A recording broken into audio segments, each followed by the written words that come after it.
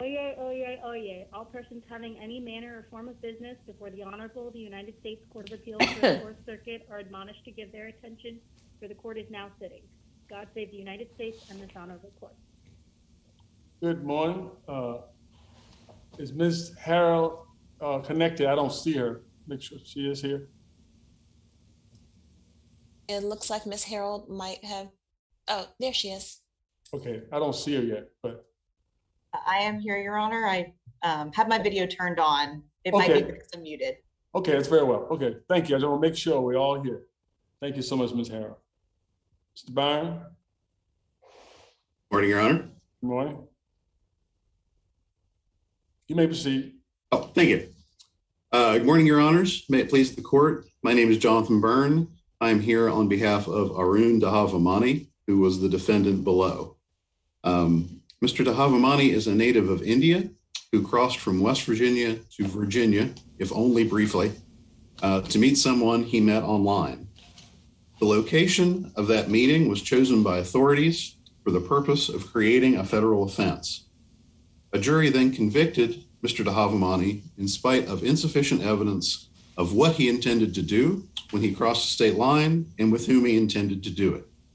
Furthermore, that jury included a person who was biased against those like Mr. Dahavamani, who are long-term legal residents of the United States, but who have yet to become citizens, thus denying Mr. Dahavamani his right to a fair trial. For any or all of these reasons, this court should reverse his conviction. The jurisdictional hook in this case, what makes it a federal offense, is that Mr. Dahavamani crossed from West Virginia into Virginia. There's no dispute that he did that, although there is some dispute as to where he went in Virginia before he turned around and was arrested.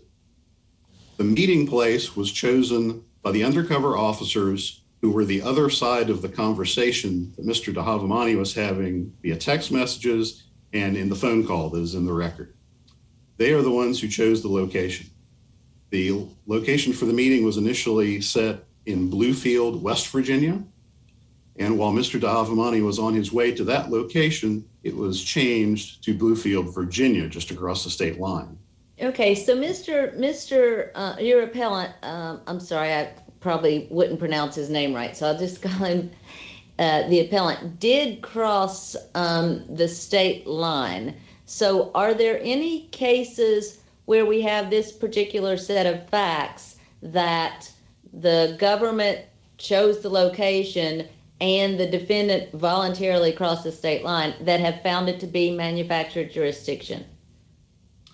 I don't know that there are any cases that specifically have made that finding. This court's decision in Brinkman, though, I think is instructive. Brinkman was a situation where a gentleman wanted to murder his business partner and sought a hitman. And the FBI found out about this and they provided an undercover agent as the hitman. And when it came time to schedule a face-to-face meeting with Mr. Brinkman, the meeting was set about 100 yards across the state line into South Carolina. On appeal, when Mr. Brinkman argued that that was a case of manufactured jurisdiction, this court did not resolve it by saying that Mr. Brinkman crossed the state line and therefore it doesn't matter why the meeting location was chosen. Instead, it resolved it on the basis that there was no evidence in the record suggesting why the location was chosen. In this case, we have the district court's findings that the location was chosen specifically to manufacture federal jurisdiction. And that wasn't just a passing reference at sentencing. The district court made that finding repeatedly at the sentencing hearing and in the sealed statement of reasons, and used that as a basis for imposing a variant sentence. So we have the evidence here that was missing in Brinkman. What's the standard of review here? Is this plain error? It is plain error. This issue was not raised by the trial counsel. But I'm sorry, go ahead. Does it make any difference? Go ahead. No, please go ahead, Judge Mott. If it made any difference that our rule seems to be sui generis, that almost every other court has required or rejected this manufactured jurisdiction contention. I think you're right. There's a bunch of Fourth Circuit cases that recognize it. But on plain error analysis, does it make any difference that we're in this alone? I don't think so, Your Honor, because the basic concept that manufactured jurisdiction is a basis for overturning a conviction is well established. No, but rejected. The parameters of it. Facts would not get you a manufactured jurisdiction holding in other circuits. Can we agree on that? It may not, Your Honor. And that's, I agree with you that in other circuits, the doctrine has been narrowed somewhat. But I don't think that makes it not plain error in this circuit where that hasn't happened yet. And I think particularly in a case like this where the district court took affirmative actions on the finding that I think that the way I read this record, there are two officers testifying with respect to this. One of them says there are a number of reasons and then cites one reason. It doesn't tell us any other reasons, but it's not manufacturing jurisdiction. And the other officer agrees that yes, this is the only reason, manufacturing jurisdiction. And the district court is troubled by that and keeps saying how troubled he is by it. But I'm not sure he made a finding. I mean, it seems to me the best case for you is that we would send it back so the district court would make a finding if we should conclude that this manufactured jurisdiction principle applies here and is circuit precedent. Otherwise, or if it's not circuit precedent, then we'd have to take the case on bank to get it rejected because there's enough circuit law recognizing it. Don't you think that's right when we have to send it back for an express holding by the district court? I don't think so, Your Honor. I think the district court made specific findings, and like I said, Judge Faber acted on it. So he kept saying he didn't know there, which I don't really understand. He didn't know that there was any law or any principle that would prevent the government from doing what it did, from manufacturing jurisdiction, and that. So it seems to me that whatever he was saying, well, anyway, we don't need to argue about that. I think that's your position. Thank you, Your Honor. If there are no other questions on that particular issue, I'll move on to the sufficiency of the evidence. I think more questions, and I interrupted her. I'm sorry, I probably do have more questions on this, but you can go ahead until I regain my train of thought. All right. No, no problem. With regards to sufficiency of the evidence, again, there's no dispute that Mr. Tahavamani crossed state lines. The issue is, what was his intent when he crossed them, and with whom did he intend to do anything? I do remember my other question. I'm sorry. That's all right. I want to go back. If this is plain error, what if it had been a state crime instead of a federal crime? If the government hadn't changed the location, so it would have been a state crime, what would that state crime have been? What could he be charged with, and would it be harsher? I am not certain, Your Honor, what the specific offense would have been in West Virginia. I know there is testimony that they could have, the officers could have brought the case in the state court, but did not. But I'm not certain what the answer to that question is. I can endeavor to. So go ahead. And if we don't think that the district court actually made a factual finding, I understand you feel the district court was clear on that. If we don't find that the district court was clear, then would you agree with Judge Motz that we should send it back to the district court to clarify? I think that would be one way to proceed if the court came to that conclusion, yes. Because certainly the issue is there with the testimony from the officers. And if the court concludes that there was not a specific finding, we would like a remand to be able to make that argument in the district court.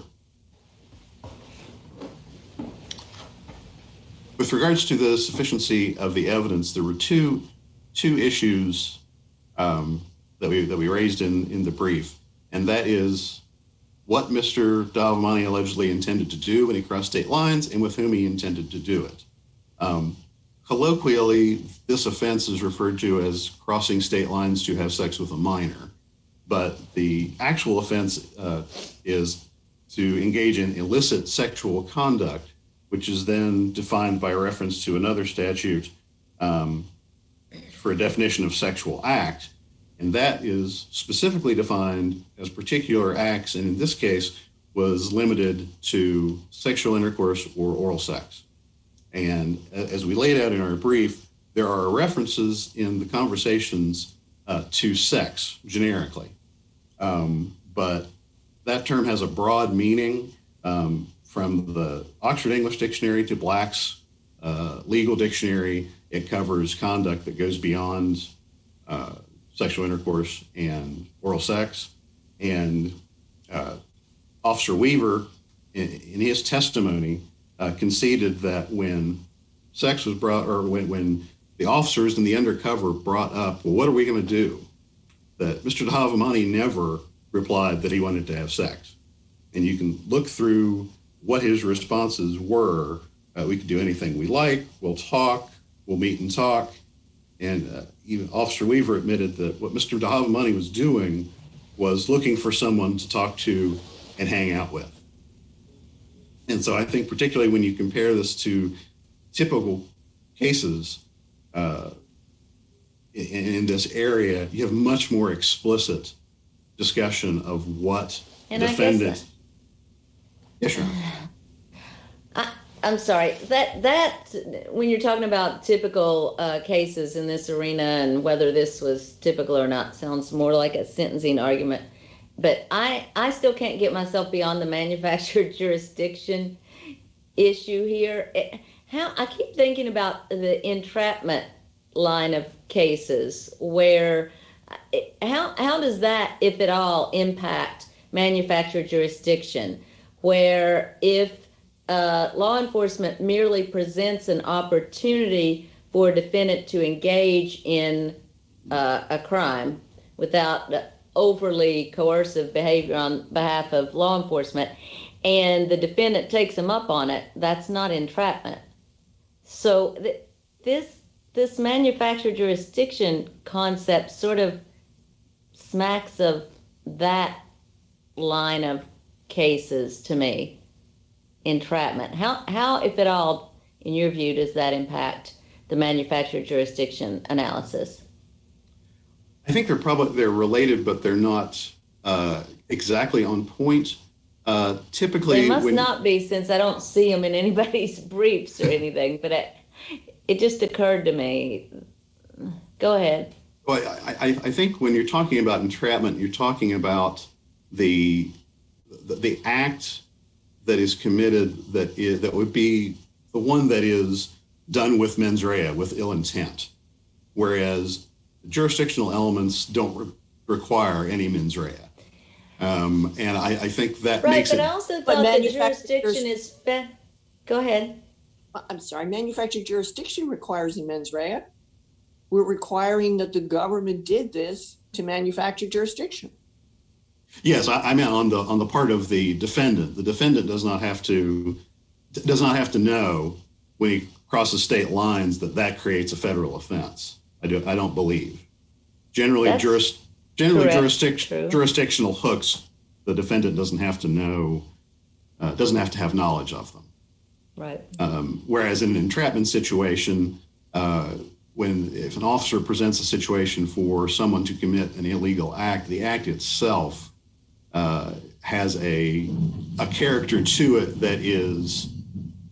That's right. That's knowingly illegal, I would say. That's right. So it's whether this is a federal versus a state crime, and that's, I guess, where I came to the question about what the state crime would have been and whether that penalty would have been harsher, just thinking along the lines of the plain error impacting substantial rights analysis. Yes, Your Honor. And I would be happy to follow up with the court on that in a 28J letter or something after the argument. I mean, I guess that also takes a lot of speculation as to what, I mean, there are probably a number of state crimes that could have been charged. Maybe some less harsh, maybe some more harsh. That's true, Your Honor. We don't know how a state prosecutor would have viewed this conduct or ultimately what the resolution Might not have prosecuted at all. That's entirely possible. It certainly looks like, though, the feds were very anxious to have it be a federal crime rather than a state crime. It certainly appears that the officers wanted it to be. Most of the cases that came out of the sting operation from that weekend went federal. Mm-hmm. Since my time is about up, I will reserve the remainder of my comments for about. Thank you. Thank you, Mr. Barron. Mrs. Harrell? Thank you, Your Honor. May it please the court, my name is Jennifer Rada Harold, Assistant United States Attorney for the Southern District of West Virginia. The defendant cannot demonstrate that his conviction was plainly erroneous under the purported manufactured jurisdiction argument when he completed every necessary element of that offense.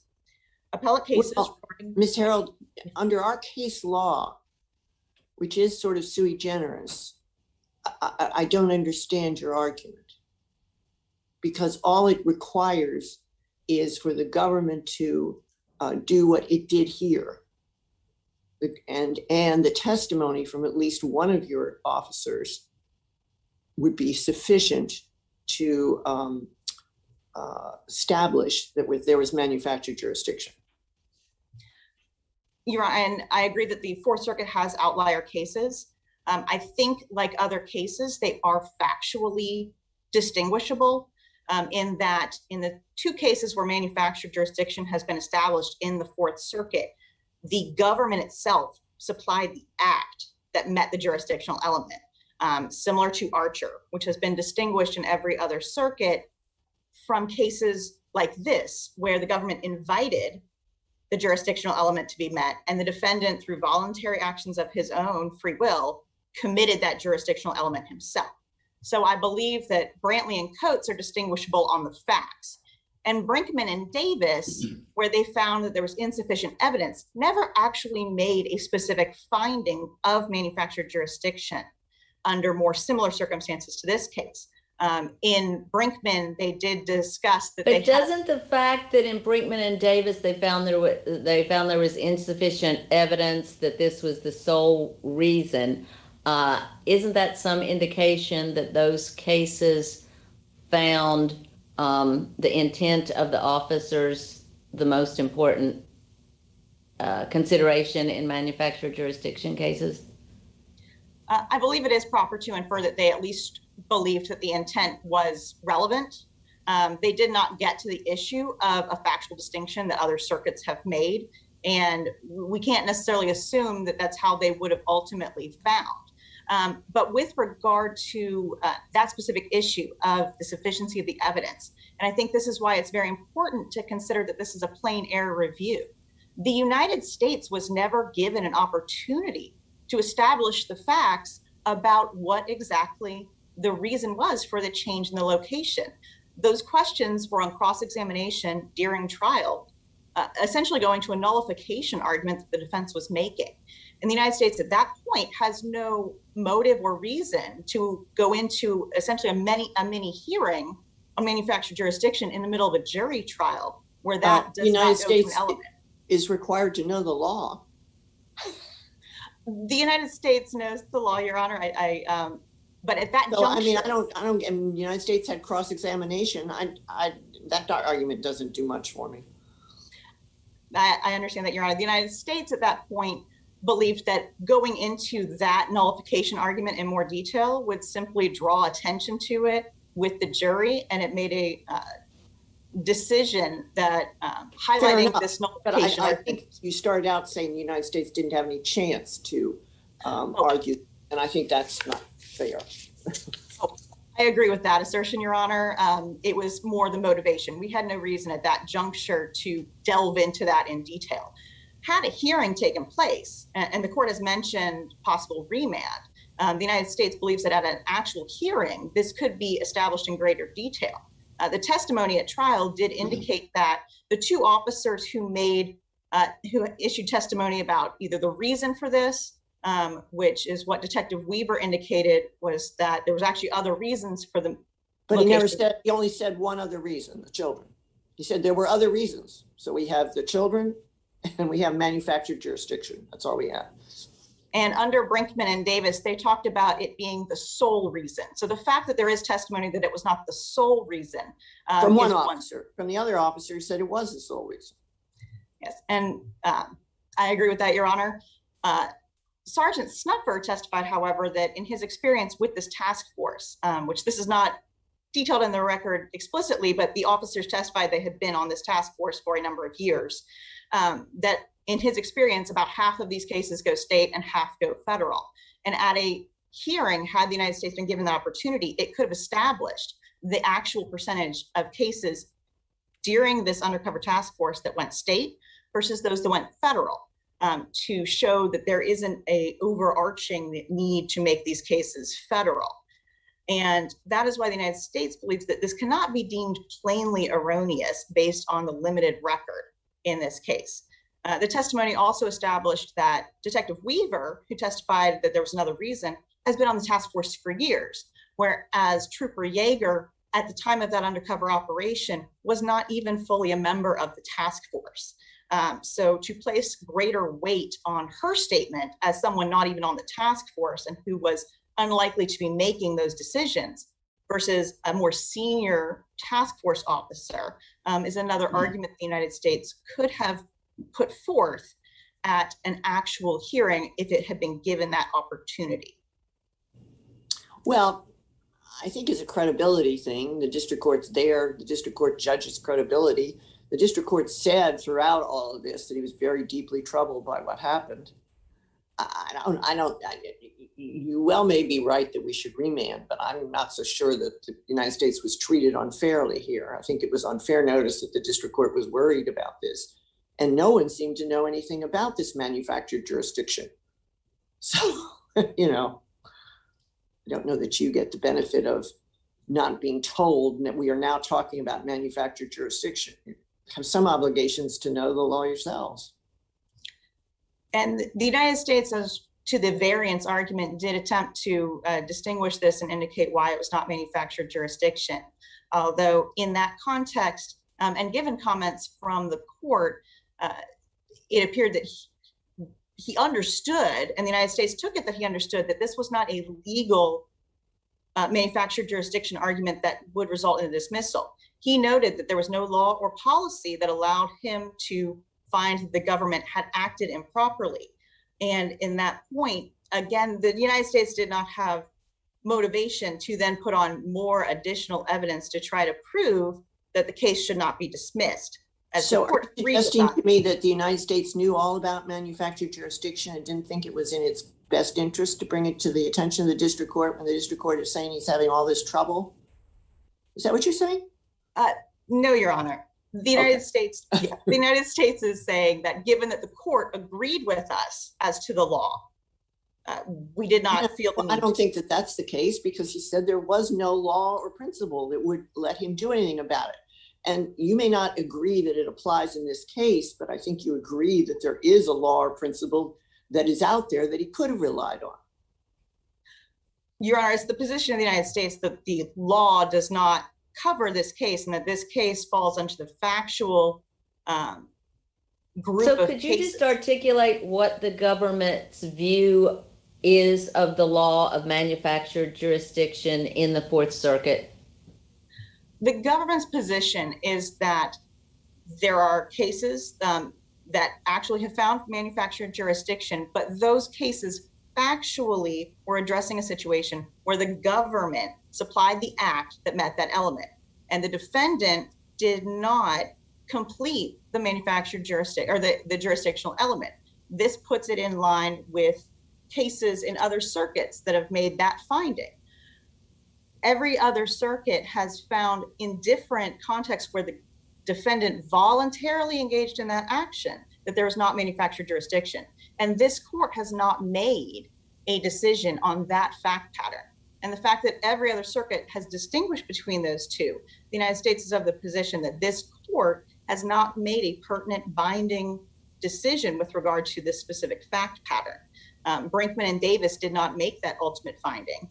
They said there was insufficient evidence, and the United States would agree on that. So then, so in your position would be then, since the Fourth Circuit has not doesn't have an opinion on this particular set of facts, that the error could not have been plain? That is correct, Your Honor.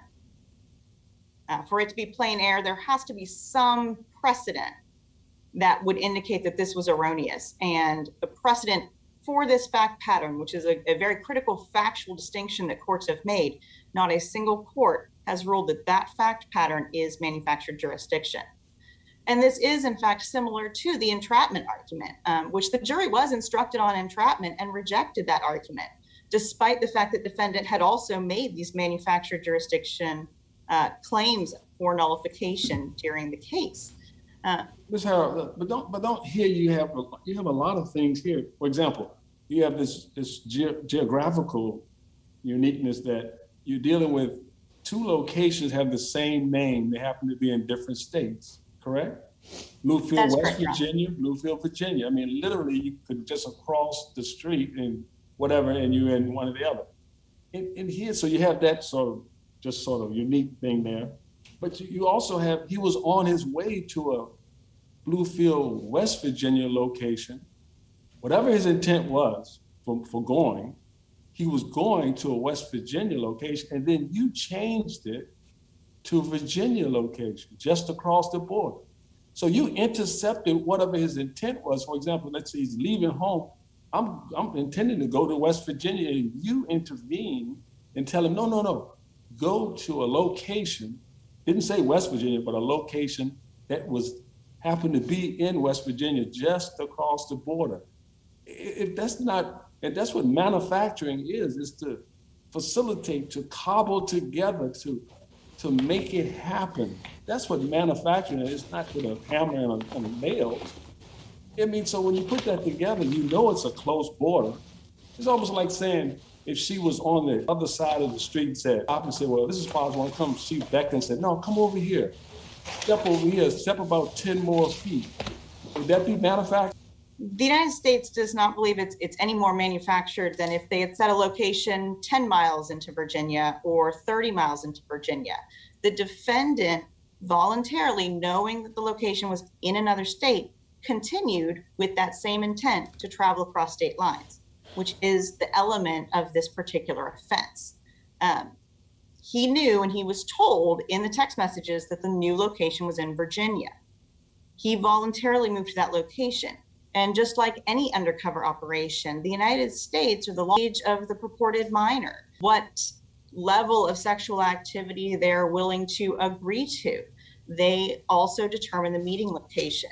And this defendant, knowing that location was in another state, continued. He did not stop. He did not turn around and say, we agreed to meet in West Virginia. I'm not going to Virginia. He had that intent. That intent led him to drive into Virginia. And the fact that it was only a short distance into Virginia is not a distinction that the statute makes. It does not require that they drive extensively into another state. It merely is that they cross state lines. And he drove right past. That's all the government was looking for, right? Just for him to cross over, wasn't it? Well, the testimony on that, Your Honor, was mixed. But you have to stand by. One was very clear. It said that was the sole purpose. One of your own witnesses. You can't wish that away. I mean, he said, and matter of fact, you had a car sitting near the border, didn't you?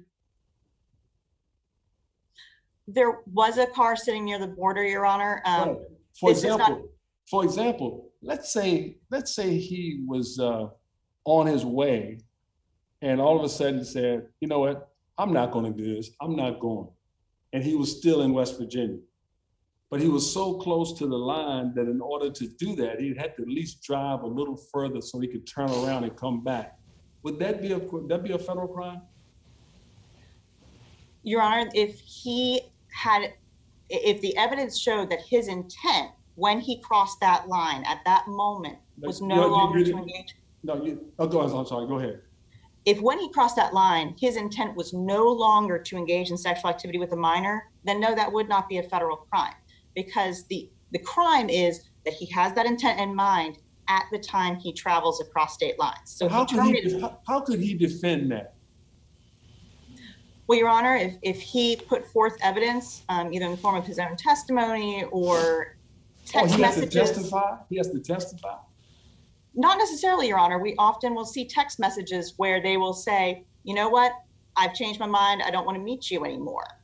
And if he had sent a text message, for example, the fact that he then later crossed into Virginia to turn around would not be a federal offense. But the GPS shows that he was only there 27 seconds.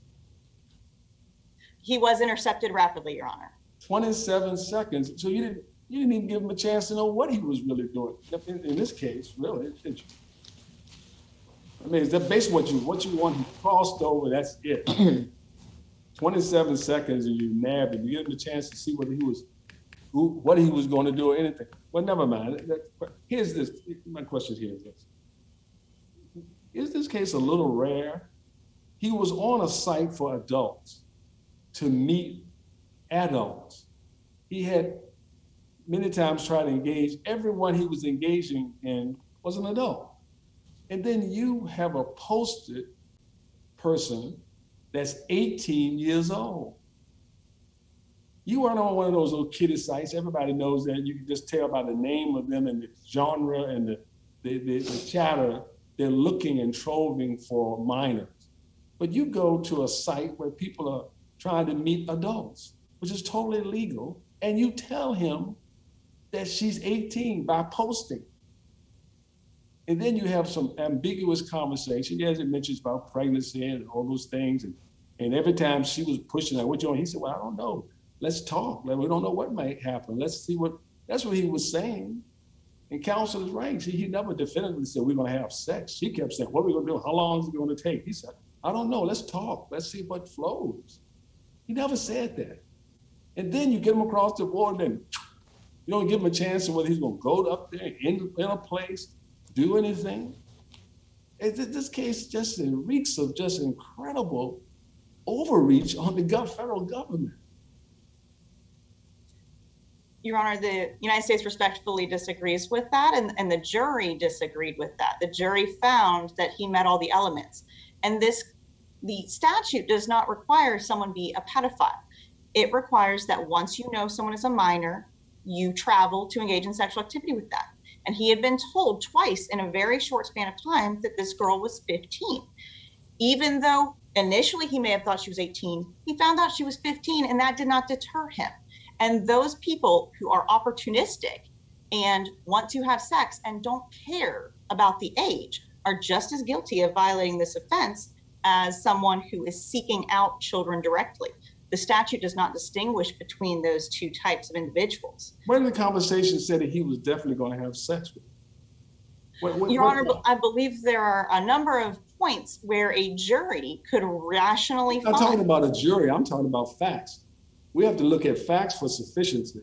We know what the jury did. The question is, where in the conversations did he say he was going to have sex with her? Well, for example, Your Honor, he indicated that he would use protection when she was concerned about pregnancy. He never said, oh, we're not going to have sex. You don't need to worry about that. When she was worried about pregnancy, he said, we'll use protection.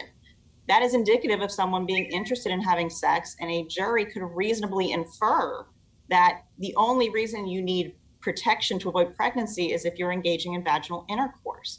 Juries can use their own knowledge and personal experience that is how babies are made. And that, along with him asking about her status as a virgin, asking if she's interested in trying it after he learned that she was a virgin. And he was saying, if you like it, I will engage in it. We don't have to show that he... What does virgin have to do with her age?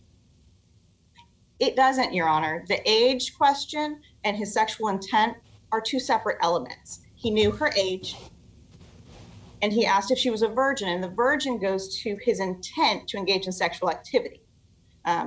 the two necessarily don't have to be related. An adult can easily be a virgin, but when you bring up someone being a virgin, it indicates that you are discussing sexual activity. If you're just going to chat, you generally don't care whether you're talking to a virgin or a non-virgin. And I believe that's what the jury. The question is, why does he have to believe what she said versus what she posted? That's a question for the jury as to whether it was reasonable for him to believe what he initially was told and then was told was untrue and not the facts, or whether he, once he became aware of new information. It's interesting that of all these sites that presumably exist for clear trolling for minors, why does the government go to sites like this where people are trying to, some people are lonely, they want to meet people? Why do you do that? I mean, I'm telling the FBI busy about some other things and crimes all over and things that, why do you go to a site with that kind of clear ambiguity? Yeah, this is not in the record, and I noticed I'm out of time. I just wonder. I mean, it just seems like a lot of things that are going on in terms of the country, in terms of FBI investigating, working on it. Why would you go to a site where adults are trying to meet adults?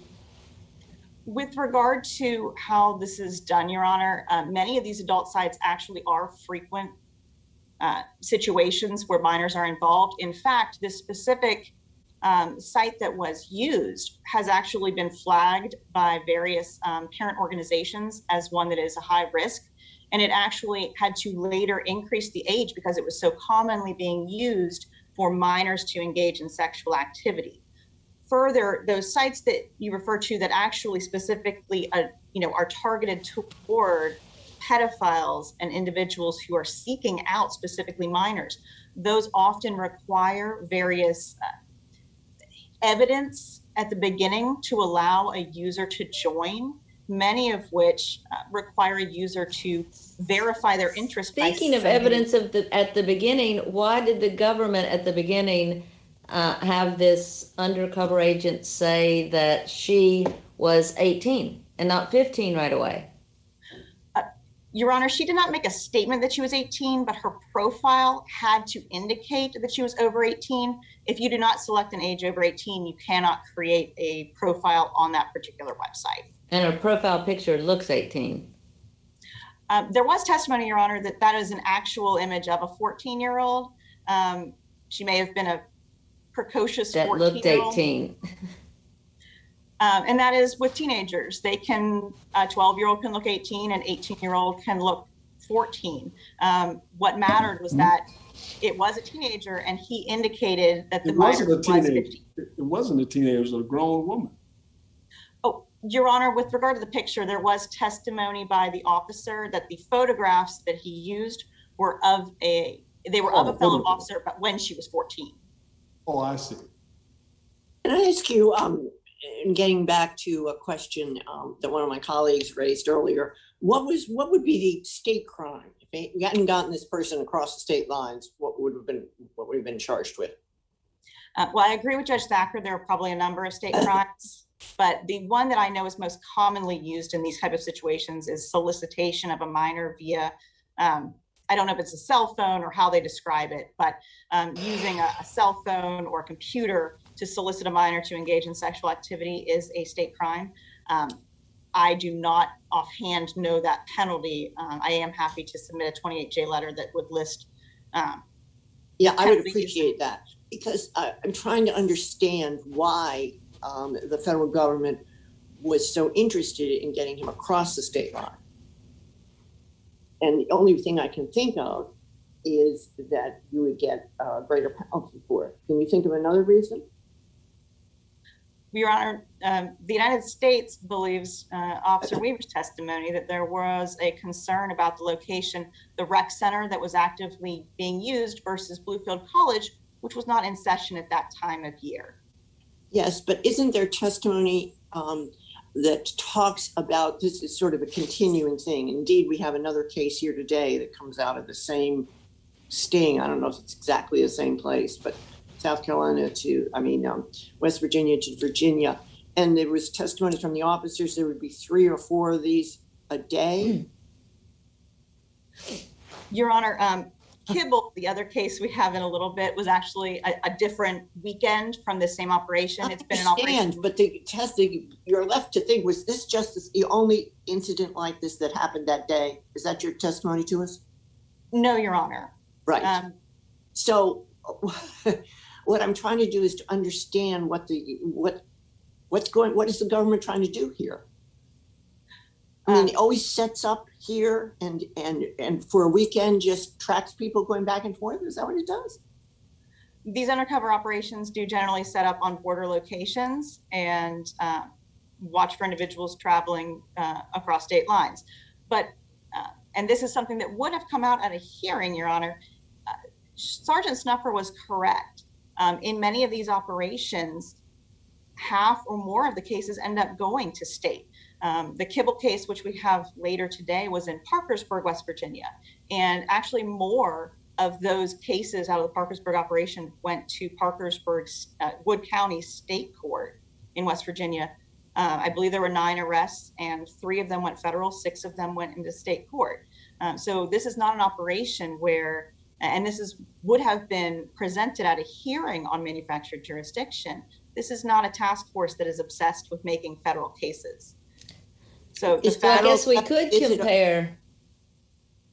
Go ahead, sorry. So I guess we could readily compare then the sentences for the people that go state out of this task force versus those that go federal. There probably is a record, Your Honor, that we could look at comparing the sentences in other operations. Well, but in this, you told us this wasn't even the only one this day. I don't want to say specifically that day, but that weekend, there were a number of arrests made by this task force. I believe the operation lasted 3 days. Would we be interested in seeing the comparison? If the court is interested, the United States can supplement the record with that information. I guess the chief judge will decide that. All right, I think it's a very good inquiry because it's interesting. You said some 6 went to this place. Is that arbitrary? I mean, I guess all of them crossed the line. So then you just decide who gets to go federal, who goes to state?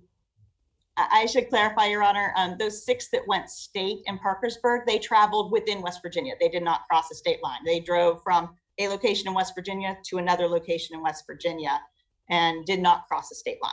Oh, you gave them a West Virginia location?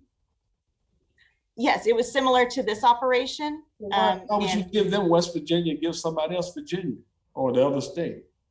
Well, in this case, Your Honor, I believe it is because of the reason that Officer Weaver suggested. We have no problem with allowing someone to drive from West Virginia to West Virginia and have it be a state case, which is why the United States. No, but the other officer said.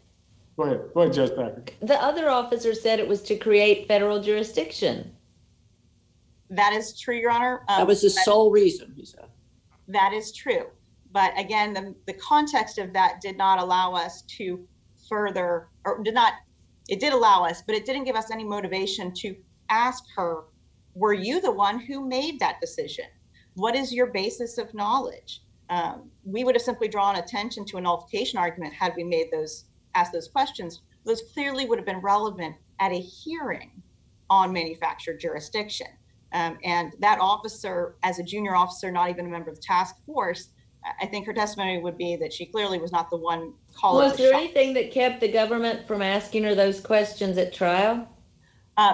There wasn't technically, Your Honor, but as that wasn't actually a legal issue, the United States. Well, I thought you said it went to that they were going to jury nullification. Your Honor, the United States did not believe that was a strong nullification argument. We argued against it in closing, but we did not feel the need to emphasize that factually on our cross-examination and give credence to that argument. I am well over my time if there are no further questions. Thank you, Ms. Harrell. Thank you very much. Mr. Barrett, you have some time reserved. Thank you, Your Honor. I want to pick up from something that Chief Judge Gregory mentioned in talking about sufficiency. and that is the vagueness of all of the talk about sexual acts and the age and things. Jurors are allowed to make inferences, but they have to be reasonable inferences, and they have to be based on facts in the record.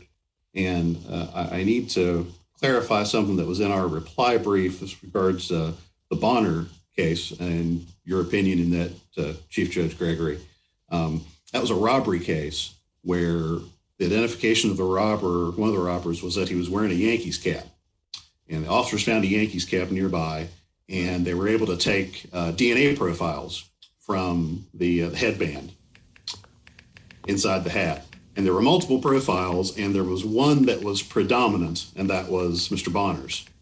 And the district court had granted a Rule 29 motion, judgment of acquittal, rejecting the government's argument that the jury could infer from the fact that his DNA profile was predominant, that he was the last ones to wear it.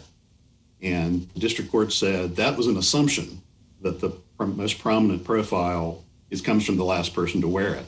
And in affirming that, this court said that any assumption that Bonner was the last wearer is an impermissible inference by the jury. And I elided that in our reply brief, and I apologize for that.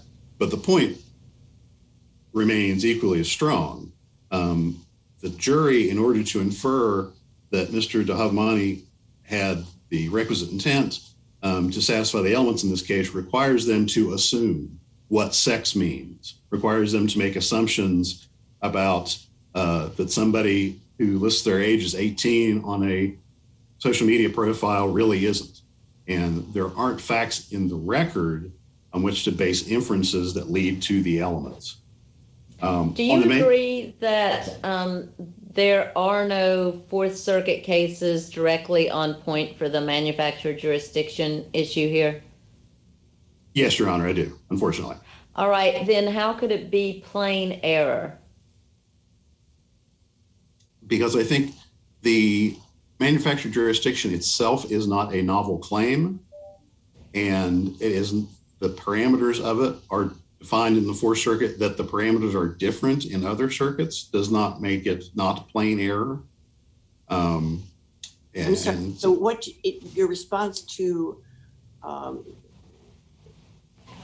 first question was that you agree there's no Fourth Circuit case right on point. I thought there was a body of Fourth Circuit law, 4 cases that you relied on, and you relied on those to say that we had plain error here. And now you're telling us that you recognize that they are all distinguishable? Oh, no, Your Honor, I'm sorry. I was unclear there. There is no, I cannot point to a specific Fourth Circuit case that is exactly like this one that says that we should prevail. There is a body of law in the Fourth Circuit that, if applied to this case, says that we should prevail. But there's not a one-to-one specific match with a prior case. I think even though it was a loss for the defendant, the Brinkman case is the closest we can get. And what's important about Brinkman is that if the law was narrowed, as it has been in other circuits, that would have been the much clearer basis to reject that argument instead of wading into what the facts were. The fact that the court there waded into the facts suggests that if the facts had been better, had been more clear, then Mr. Brinkman would have prevailed. And in this situation, we have the findings of the district court. And I wanted to point out on the findings,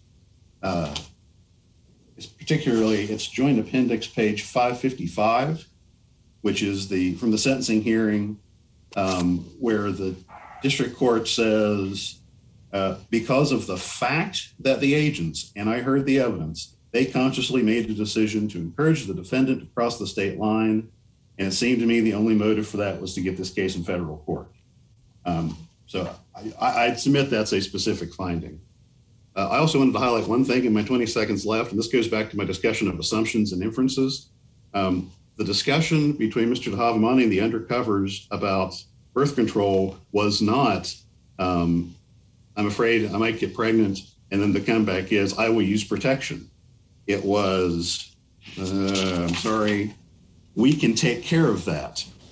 And that's different than we will use some particular kind of protection that implies a particular sexual act. Because after all, they could also take care of it by not doing anything at all. My time. And they found no condoms on them, did it? Correct, Your Honor. No condoms, no child pornography on any of his devices. Right. If there aren't any other questions, we'd ask that you reverse Mr. Havamani's conviction. Thank you very much. Thank you very much, counsel, both of you, for your fine arguments. We wish we could come down and shake your hands. We can't do that, but please know nonetheless that we very much appreciate your arguments and your help to these thorny cases and trying to resolve them. Thank you so much. I wish you both to be safe and stay well. Take care. Bye-bye. Thank you, Your Honor. We'll proceed to our second case.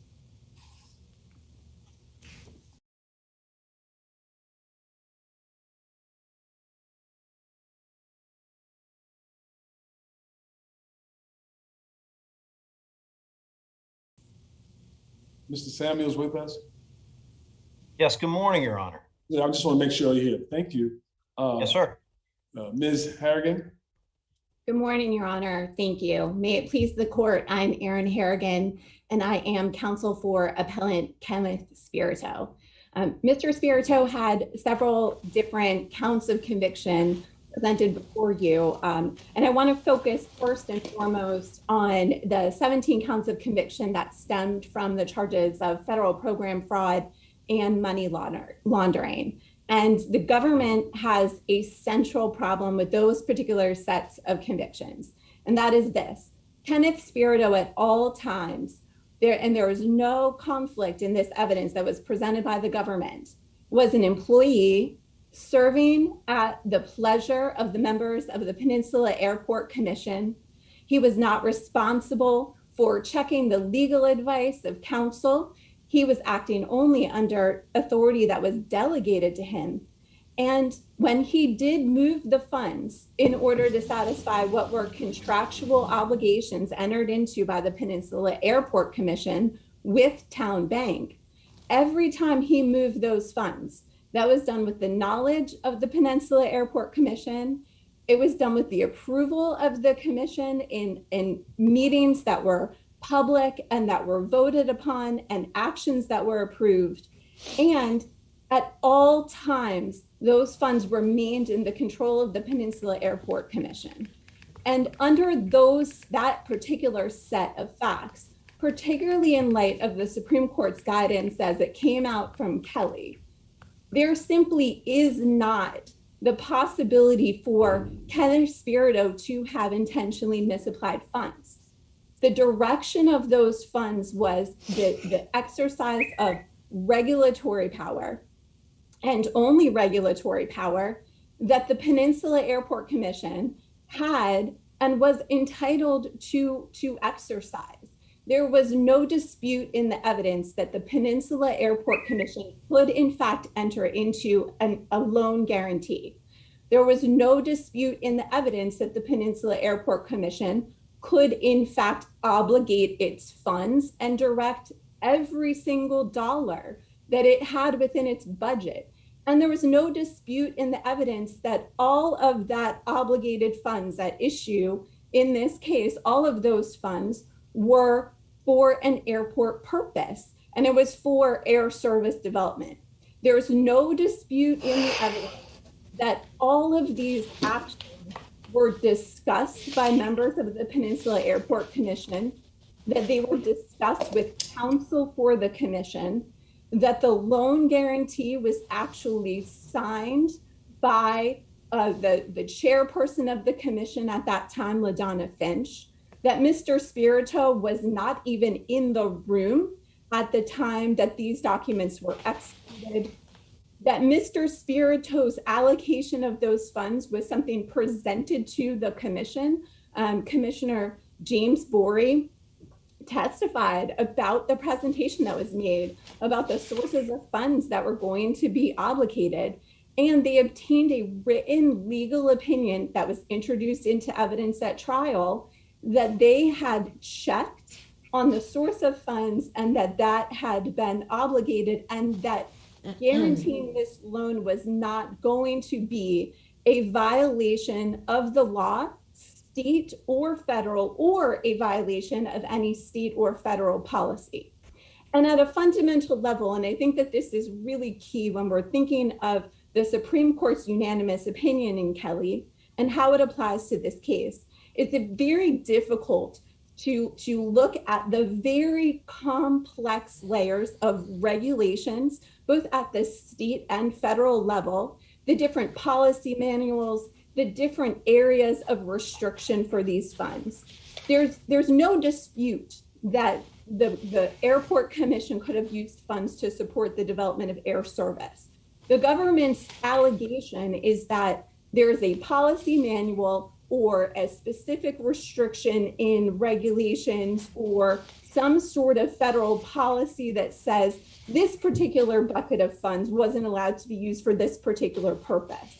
And they're predicating their entire theory of criminal liability on those violations. And that simply was not contemplated by Congress when they enacted the federal program fraud statute.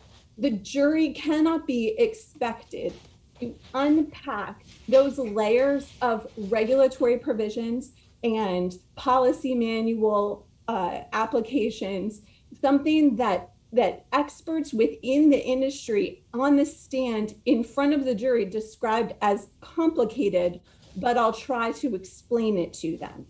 That is not what Congress intended when they enacted that statute and contemplated criminal liability for government officials who were making these kinds of decisions.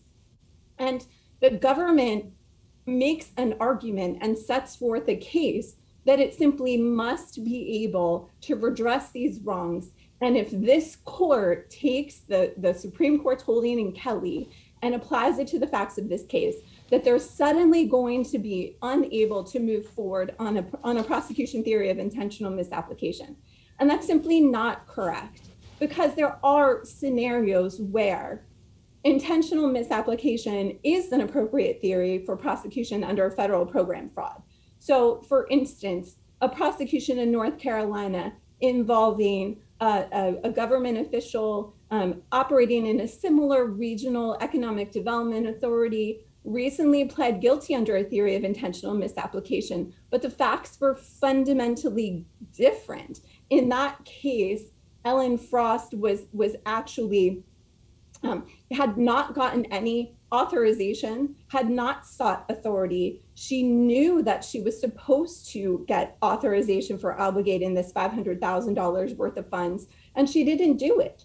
And that's the kind of intentional misapplication. There was agreement in that case that action did in fact benefit the tourism for that area, which was her charge and her mandate. So there was no dispute that the victim had gained and profited from her actions, but there was also no dispute that she had taken those actions and obligated those funds without authority. That is the kind of intentional misapplication that the law contemplates. It is not what occurred here. And so, Your Honors, I would ask that you take Kelly and review the evidence here and properly apply it to this case. This is simply not the type of case that is contemplated for federal program fraud. Counsel? Yes, Your Honor. You talk very, very fast. It's hard to get a word in. Can you point to any place, any evidence in the record demonstrating that the Peninsula Board gave specific authorization to place the specific funds used in these restricted accounts as collateral? So, Your Honor, the Peninsula Airport Commission, and I think that the most important place to look for that evidence is from the testimony of James Borey. James Borey was a member of the commission that testified specifically about the presentation of the funds to the Airport Commission in the meetings that were held. And they did go into a closed session. So I cannot point you to minutes specifically, Your Honor, but if you would give me just a second, I can point to the point in the transcript where Mr. Borey testified about the presentation, about the specific uses of the funds and the council opinion about that. And actually, Your Honor, there is, Mr. Bory's testimony is in Joint Appendix 1490. It's really, it spans Mr. Bory's testimony, if I could say to 1487 through 1501, and Joint Appendix 1553 to 54, where Mr. Bory discussed that there was an affirmative opinion in a Peninsula Airport Commission meeting that using the state entitlement funds to guarantee the loan was permissible under state regulations. And so that's really from... That's not exactly the question I asked you, though. I asked you if you had evidence that the board gave him specific authorization to place the special funds used into restricted accounts as collateral. Thank you. Thank you. I appreciate, thank you for clarifying the question for me. So the Peninsula Airport Commission's action was to grant authority actually to LaDonna Finch. LaDonna Finch was the chair of the commission. So there was no resolution that came out of the Peninsula Airport Commission that specifically authorized those funds. That authority was then later delegated to Mr. Okay, did the chairman then delegate this authority to Yes. your client? Yes. And where's the evidence of that? Your Honor, I think if you look at, again, the testimony, Mr. Bory became the chair shortly after this was executed. He I became thought the... you told me some woman was, LaDonna French or something.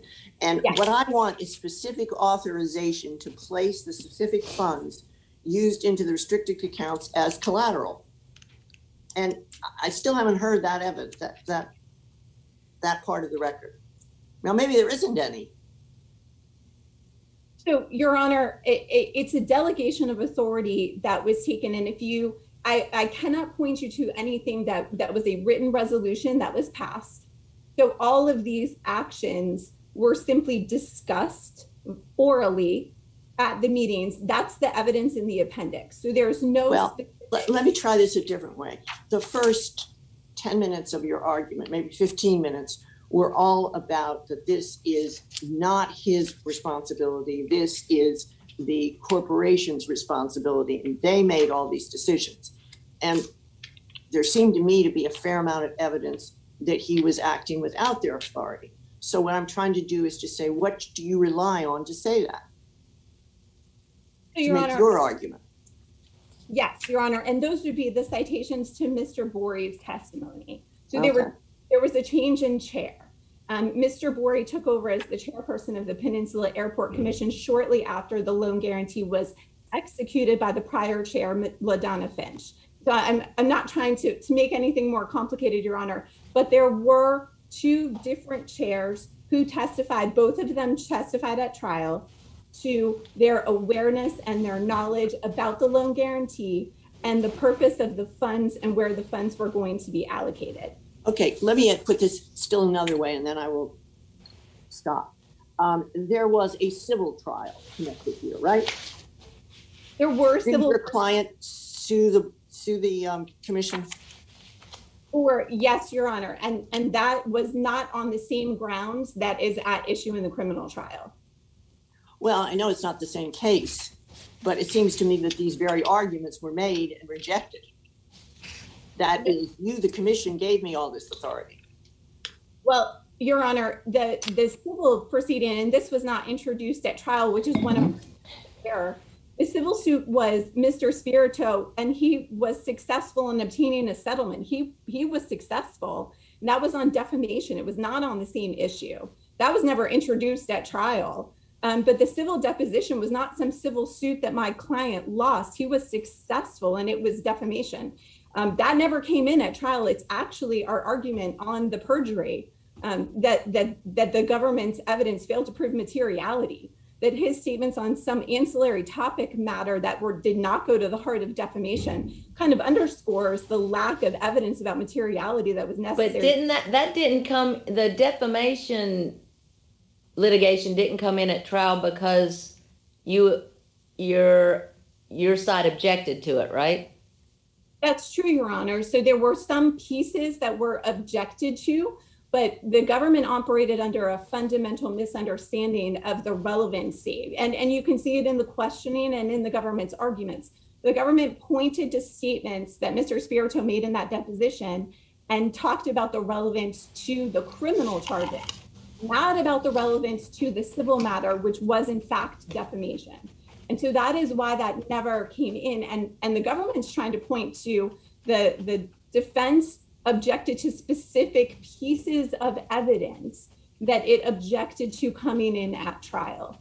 And those were properly excluded, were deemed to be inadmissible. And so the defense position is that the government must prove guilt based on properly admitted evidence. And so if the government cannot sustain its burden on properly admitted evidence, then the convictions have to be reversed and those charges have to be dismissed.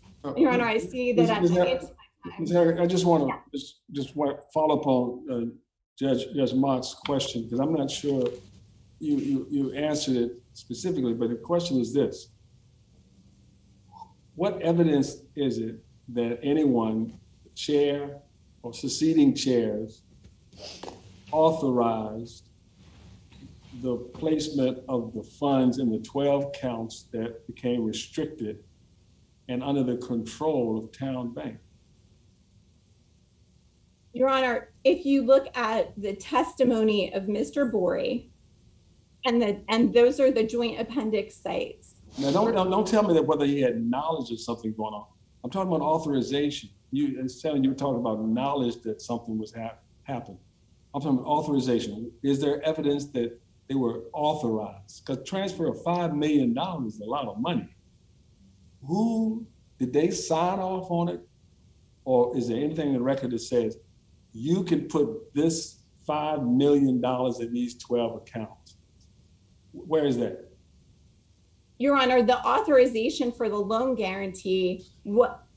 Right, but the loan guarantee, it said, I know the first term, he said her last name, Donna, she was given sort of broad ability to enter in something in terms of a Town Bank as the guarantor, correct?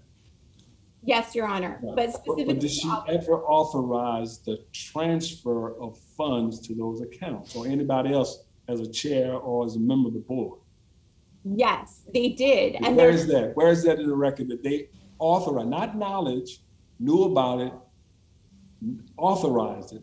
It's $5 million for a company. That's a whole lot of money. So does someone sign off on it or say you can deposit this money in this fund? Where is that? And just give it on the record. Just tell me where it is. Yes, Your Honor. I will point you to the record so that it will be, it's a trial exhibit, Your Honor. And the trial exhibit, which has signatory authority on every single bank account that's shared with Mr. Spirito and every member of the commission. And those documents and the loan documents specifically noting the 3 different accounts and sources of the funds were introduced as an exhibit at trial. And Your Honor, if I can who signed that transfer? Every member of the commission was provided signatory authority on those funds transfer and funding those accounts. Your Honor, signatory authority is different than who actually signed for it. That's like 10 people have the right to sign it. I want to know which one of the 10 signed it. LaDonna Finch, Your Honor. She signed the transfer of funds. LaDonna Finch signed the $5 million loan guarantee. All of them signed on the actual accounts that were funded. So the commercial signature cards were Government's Exhibit A5, Supplemental Appendix, page 34. And you can see each of them independently signed. And it's to fund the new accounts that were taken. The signatures were on the date that they voted to take the action. And Your Honor, it is the specific account numbers. It is the Peninsula Airport Commission, and the title of the account is the U.S. Department of Transportation Small Community Air Service Grant. So the name of the account, the date it was open, and all of the members of the commission signed independently, along with Mr. Spirito and Renee Ford and LaDonna Finch, and it was all signed on the date that the action was voted on by the Peninsula Airport Commission. So there were 3 separate accounts created. Those 3 separate accounts have similar signature authority. And then Your Honor, at government's exhibit H33, which was introduced at trial, that is where Mr. Spirito was directed by the chair of the commission and by counsel for the commission to make the actual transfers of the funds from the Peninsula Airport Commission account to Town Bank. So when the money actually moved, there is an email direction for Mr. Spirito to move that money from that account to the town account for the loan guarantee. Thank you. So counsel, the government is going to get to tell us what they think. And I just want you to be sure that you stand by this and there isn't something that you will say, oh, well, the government, blah, blah, blah, blah. This is the full story. This is all you have, all you've told us, right? Your Honor, I rely on this issue. Your Honor, I'm relying on our briefs. I don't want to say that but on this issue in terms of signature authority, absolutely. Your Honor, I can point to those documents and those signatures executed by each member of the Airport Commission on each of the accounts. No, you don't have to repeat that. All you're doing is using extra time and going into your rebuttal. So you've said the same thing, and I think I understand that argument. And the government won't say, well, they didn't know what this was about or that there is signature authority, but that doesn't do what you're saying it does. So I'm trying to give you a little chance to do a preemptive strike. But if you don't want one, if you're just going to repeat the same argument, fine. Okay? Your Honor, I appreciate that. And I say that if you look at the testimony of LaDonna Finch and James Borey about what they knew about the actions they were taking that coincided with the date they made those signatures on those accounts, that will provide all of those answers. And I've cited to those key pieces of testimony. Thank you. Thank you, Your Honor. Thank you, Ms. Harrigan. Mr. Samuels? Thank you, Your Honor. May it please the court, Brian Samuels for the United States. I'm an assistant United States attorney in the Eastern District of Virginia. As determined by the jury in the district court that sat through the extensive trial in this matter, substantial evidence did exist to support the jury's verdicts on 22 counts of conviction at issue that related to the defendants, not the Peninsula Airport Commissions, not any of its employees, not lawyers, the defendants' intentional and unauthorized use and loss of public funds, publicly regulated funds belonging to the commission in the custody of the commission for a private entity. Now, to call this an airline would be somewhat charitable. Essentially, Ms. Samuels, I think we understand what the businesses did when they did it. But what I'm talking about is this. Everybody knows when there is, failure, success, has many parents, but failure is an orphan. So what we're talking about is this. We know that 5 million lost because of people's defaulted and they lost. Can you just focus on this? Their defense is that he was the CEO. He was trying to save this airport's operation. Yes, it turned out not to be a wise choice to try to, to get people's on board, but being wrong at business and making a decision like that made it legal. So I want to know this, what is the evidence that he didn't have the authority to transfer those funds on behalf of the Airport Commission for the purpose of guaranteeing or basically giving security? This was more than just guarantee. This was basically cash security for a $5 million loan. What is the evidence that he didn't have authority? Because that's your burden. Yes, Your Honor. He doesn't have to prove he is the CEO. And so he comes with all of that imprimatur, with all the rights and privileges that pertain thereto. So tell me why he didn't have the right to do that of authorization. What is the evidence? Not what the jury could have. What is the evidence that he didn't have authority? I understand, Your Honor. And this gets into the distinction between doing a loan guarantee, where there was some visibility on a loan guarantee, and the specific transactions that were charged in the superseding indictment. These are counts 1 through 11, the misapplication counts. And one of the cleanest pieces of evidence I can point the court to is Government's Exhibit B17, which was a handwritten list of notes that the defendant and his finance director, Renee Carr, sat down and determined how these restricted collateral accounts were going to be funded. It was just the two of them doing that. Renee Carr, who was the finance director, knew that the money that was being put into these accounts, knew the airport didn't have the money, knew that airport revenue could not be used for a loan guarantee, knew that passenger facilities charges could not be used for a loan guarantee. But it was the two of them sitting down, no members of the commission present, no other employees present, no lawyer present, deciding how to fund these accounts. And I'll point out to the court that the decision to structure these collateral accounts in their names was done on June 5th of 2014. This special meeting that happened later that resulted in this very vague resolution didn't happen until 4 days later on June 9th. And the record showed that the defendant essentially manipulated the commission into signing off on this guarantee. But there were a number of members of the commission that did not understand that there was actually going to be cash collateral that was going to be put into these accounts. Stephen Mallon, one of the commissioners, testified about that. LaDonna Finch was not sure how it was going to be funded. George Wallace, another commissioner, he wasn't sure how it was going to be funded. Jim Borey was a commissioner. He had some idea, but he was relying on the defendant as the airport director. Each one of these commissioners served for a couple hours a month. They made about $200 a month. The evidence at trial showed that they relied heavily on the executive director.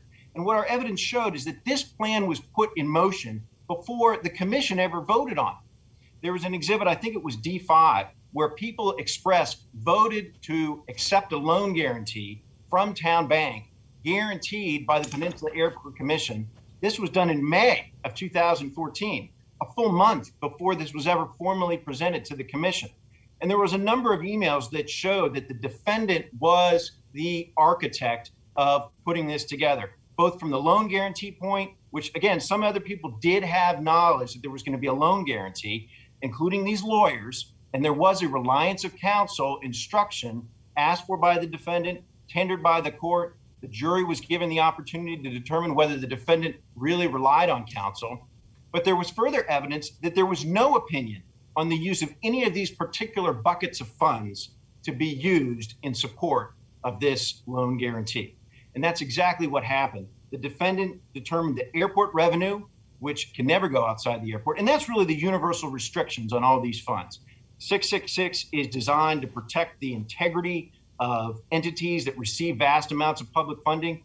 In this case, Mr. Samuels, opposing counsel gave a list of JA sites and exhibits that she says indicate that a number of other people authorized the transfer of these funds. What's your response to that? Yes, Your Honor. Those exhibits that counsel cited are merely the signature cards for the accounts. Those signature cards and the signing off on those signature cards have nothing to do with the transfers that are actually being done into those accounts. The email records and the testimony. Which is why she counts her answer as they had signatory authority, correct? That's correct, Your Honor. That's correct, Your Honor. So there is no indication that anybody other than appellant authorized the transfer of these funds or signed off on the transfer of these funds? Yes, Your Honor. That was the testimony of the defendant, that he recommended which funds to be used to fund the loan guarantee. And again, I want to be clear that I'm drawing the distinction between the loan guarantee as an idea and the particular buckets of prohibited funds that were used to put into these restricted accounts and were used as collateral and provided to Town Bank. It was just the defendant and his finance director, Renee Carr. B17 is the handwritten list as to how these accounts were going to be funded, what particular buckets of prohibited funds were going to go into each one of these accounts. So are you distinguishing between he got authorization to get loans and then he just explain to me what your two categories are, because we're trying to reconcile what your colleague said and what you're saying now. Yes, Judge. The first category is doing the loan guarantee in and of itself. And that's something that the board agreed to. In broad form, without possibly understanding everything, yes. Yes, Your Honor, yes. The category that I'm focusing on, that only the defendant had control over, was how that loan guarantee was going to be funded. And not even every member of the commission understood that there were going to be these collateral accounts. These collateral accounts, again, were set up on June 5th before the commission ever voted for this resolution to allow LaDonna Finch to enter into these agreements. And it was the defendant, acting again with Renee Carr, who was a government witness, did testify that she sat down with the defendant. No other members of the commission were present. She knew this was wrong. She did it because of her relationship with the defendant, and he was her boss.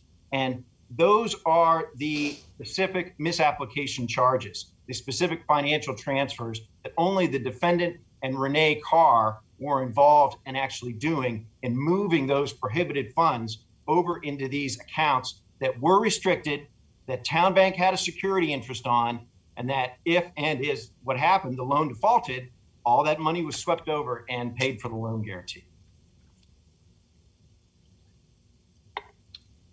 Your Honor, I would like to address some of the points that the counsel makes about the Kelly case, and I've certainly reviewed that case. And what I would say to the court is Kelly really goes to the issue of the government acting as a regulator when it is choosing among different public uses of funds. That's what happened in Kelly with these bridge closures and these bridge realignments.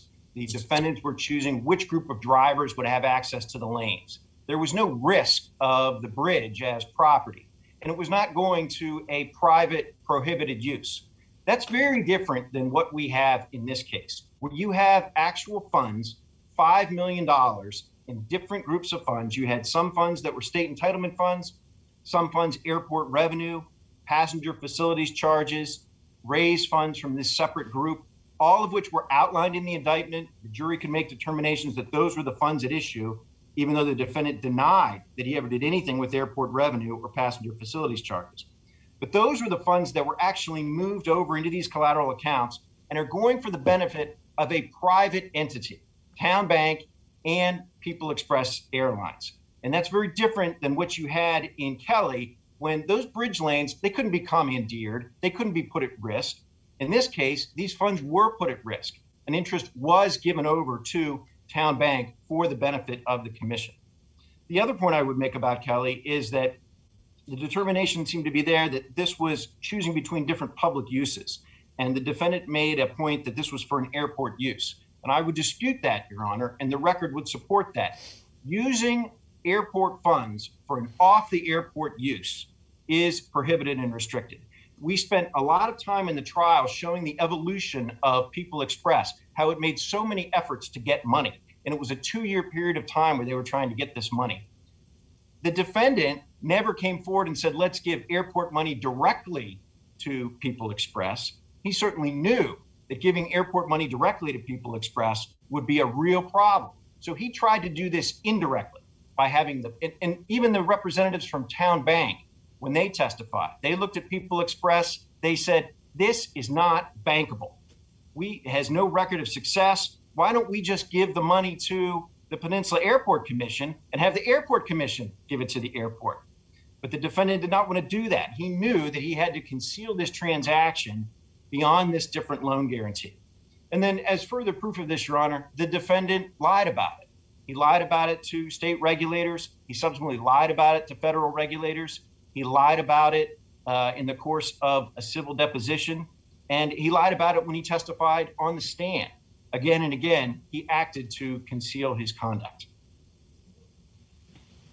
And so in the government's view, this is not a situation where we have any kind of regulatory interest. We've got the Peninsula Airport Commission acting as a property holder, and it gives up its property to Town Bank so that this loan can be guaranteed, going to the benefit of a private entity that was prohibited. The defendant knew it was prohibited, and he acted to conceal it at the front end and then lie about it on the back end when it did come to light. And if the court has any other questions about the loan guarantee, I'm happy to answer those, or on Kelly. Otherwise, I'll pivot over to the perjury counts because I know the defendant had raised those. Can I ask you one question about restitution? Yes, Your Honor. Restitution, I'm really sort of surprised we didn't hear anything about it from the other side. The government does not, it files for restitution, but it does not argue that. That's not part of the sentencing argument, is it? I'm sorry, Your Honor. There was both forfeiture in this case, and there was also I'm sorry, forfeiture. I'm talking about. Forfeiture. You're absolutely right.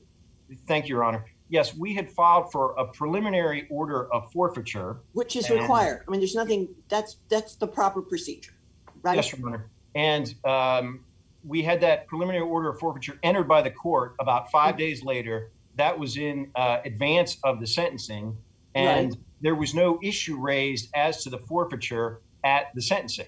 There was no issue raised by the defendant or by defense counsel. Candidly, Judge, we did have our forfeiture attorney there. We were told it was not an issue, and so it just didn't develop further. What do you mean you were told it was not? Did the other side tell you it was an issue, or the district court, or you just concluded it wasn't an issue? No, Judge, we had our forfeiture attorney there, and this is not in the record, of course, but just to tell the court, and it wasn't Ms. Harrigan, it was defendant's trial counsel that told our forfeiture attorney that the forfeiture would not be an issue at the sentencing. And so we did not deal with that or address that further, and it didn't come up until further down the lane when some of the defendant's assets were seized.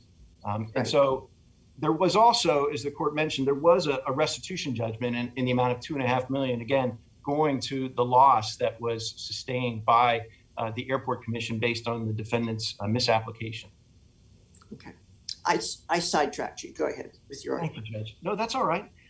If I could touch on the perjury, because I know the defendant had raised that, and this was a situation where we had played the clips of the defendant's statements at his deposition. And it wasn't an isolated area. It was probably 27 different exchanges or questions and answers going through about 17 different exchanges that all dealt with whether the defendant diverted airport revenue or whether the commission had authorized the defendant to do this. That was one of the areas that does overlap with the 666 charges. It's count 21, where the defendant is basically saying that he was directed to do all this by the airport commission. The jury found that to be false and perjurous and not correct based on the evidence of the trial that it was the defendant that was actually manipulating this and running this. We did ask the agent that introduced the perjury clips whether the questions and answers in the deposition were part of the issues in the civil suit. An objection was raised, and we didn't go further with that. But there was other evidence where the defendant, in his encounters with law enforcement, linked his civil case with the inquiry that the agents had over People Express, over the airport loan. And when the defendant actually sent his deposition to the agents, this formed the basis for count 24, an obstruction of justice charge, where the defendant was convicted at trial, but it was overturned on a Rule 29 because of an Aguilar nexus problem. But the defendant, in sending that deposition to the agent, made the connection that there's more than enough in here. The state or the counsel was very thorough when I was interrogated. I consider this a closed matter, as did the airport commission and the judge that ruled on this in earlier in 2019. So the defendant was making all these connections between the subject of his deposition and the subject of his case and the question of the loan guarantee and People's Express, which were the very questions that the agents were there to ask. So there was certainly enough information for the jury to conclude that information and questions about People Express, questions about the loan guarantee, were proper subjects of inquiry at the deposition and certainly could have affected the defendant's civil case when he is suing his employer related to his termination. So I would point the court out to that. If the court has any further questions of me, I'm happy to address them. Otherwise, the government would stand on its brief. All right. Thank you, Mr. Samuels. Thank you, Judge. All right, Ms. Harrigan, you have some time reserved.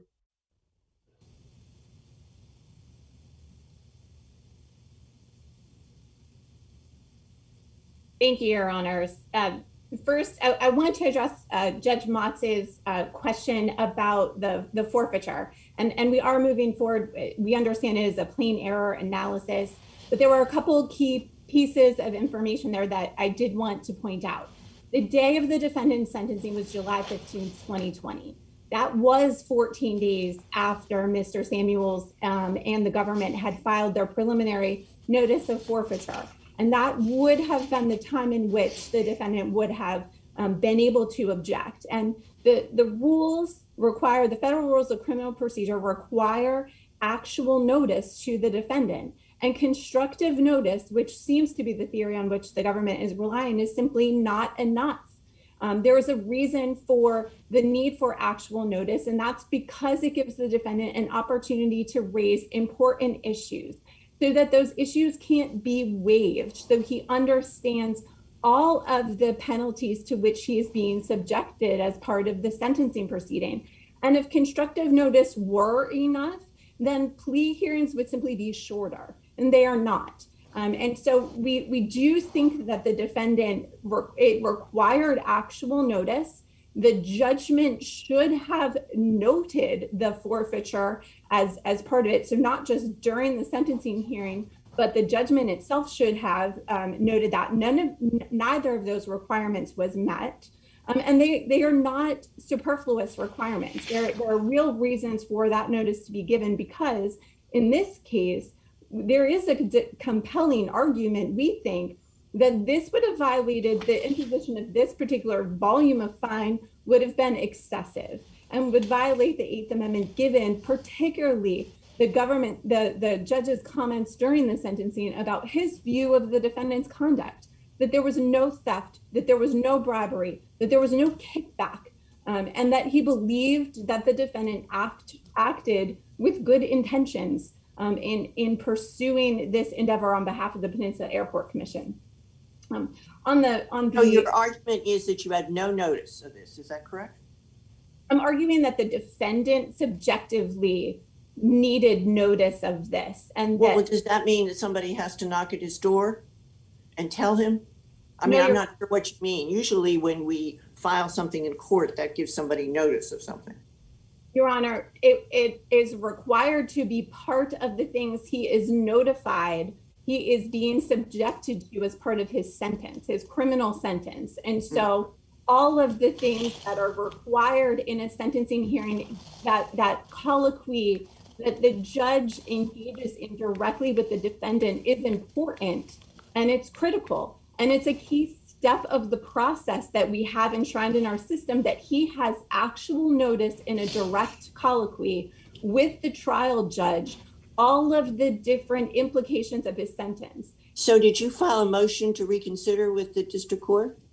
I did not, Your Honor. I was not trial counsel, but trial counsel did file that motion in August of 2020, and that was denied. Okay. And that's in the record somewhere? That is in the record, Your Honor.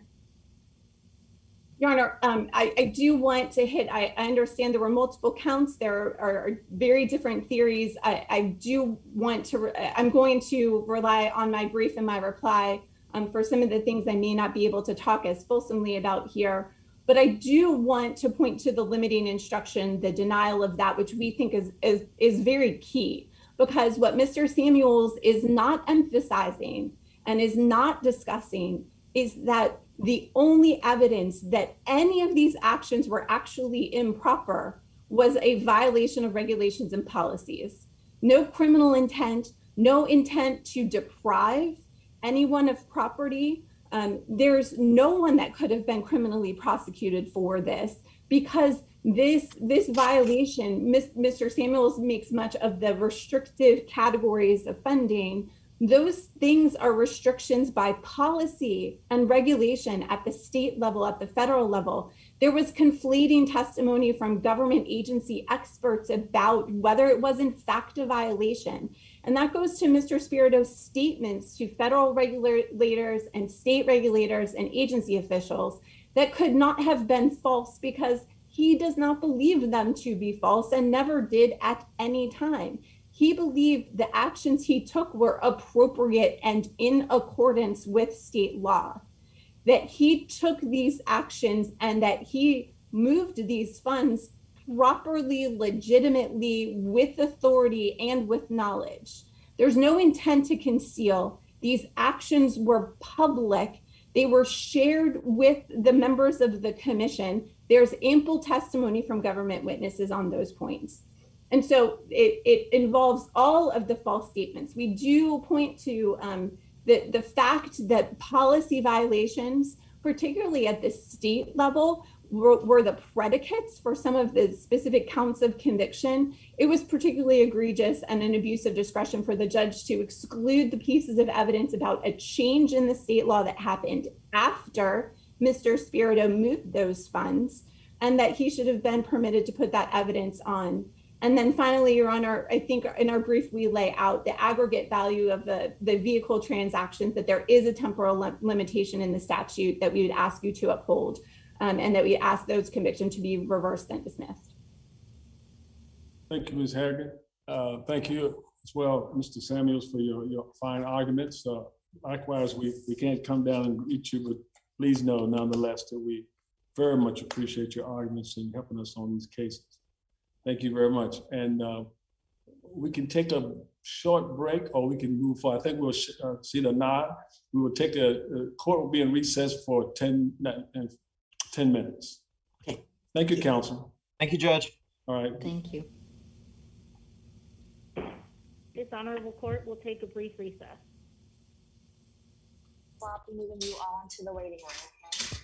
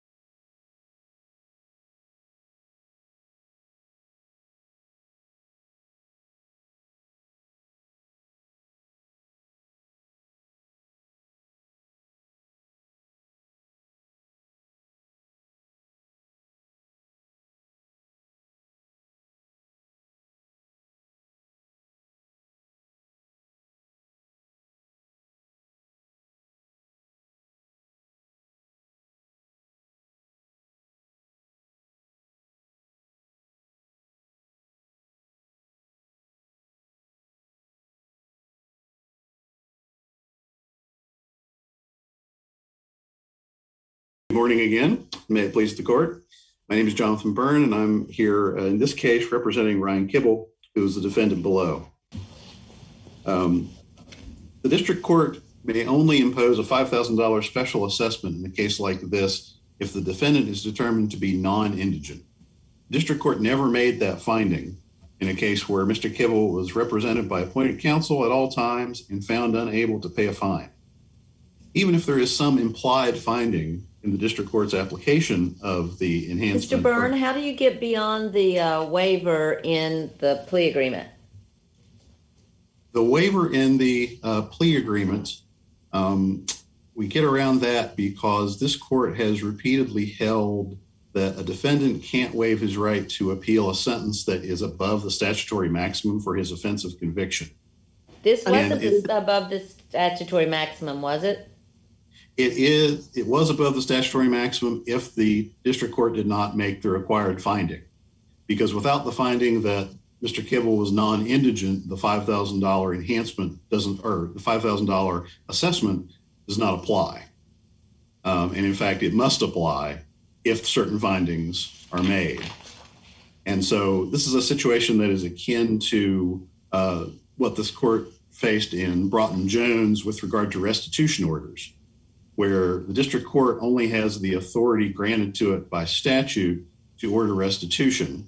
And therefore, if it does so in a manner that exceeds its authority, that is above the statutory maximum for the offense, and it escapes the appeal waiver.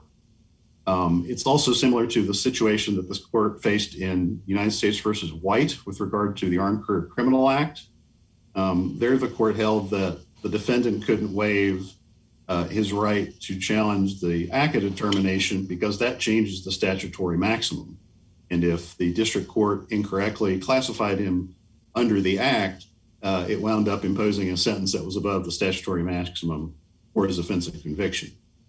So our position is that this additional special assessment falls into that same category, that without the proper findings, the court lacks authority to impose it, and the defendant can't waive his right to challenge the scope of the district court's authority. What about all of these findings in the PSR about his financial history and his tax returns and his ability to pay a fine and his cash flow and all of that?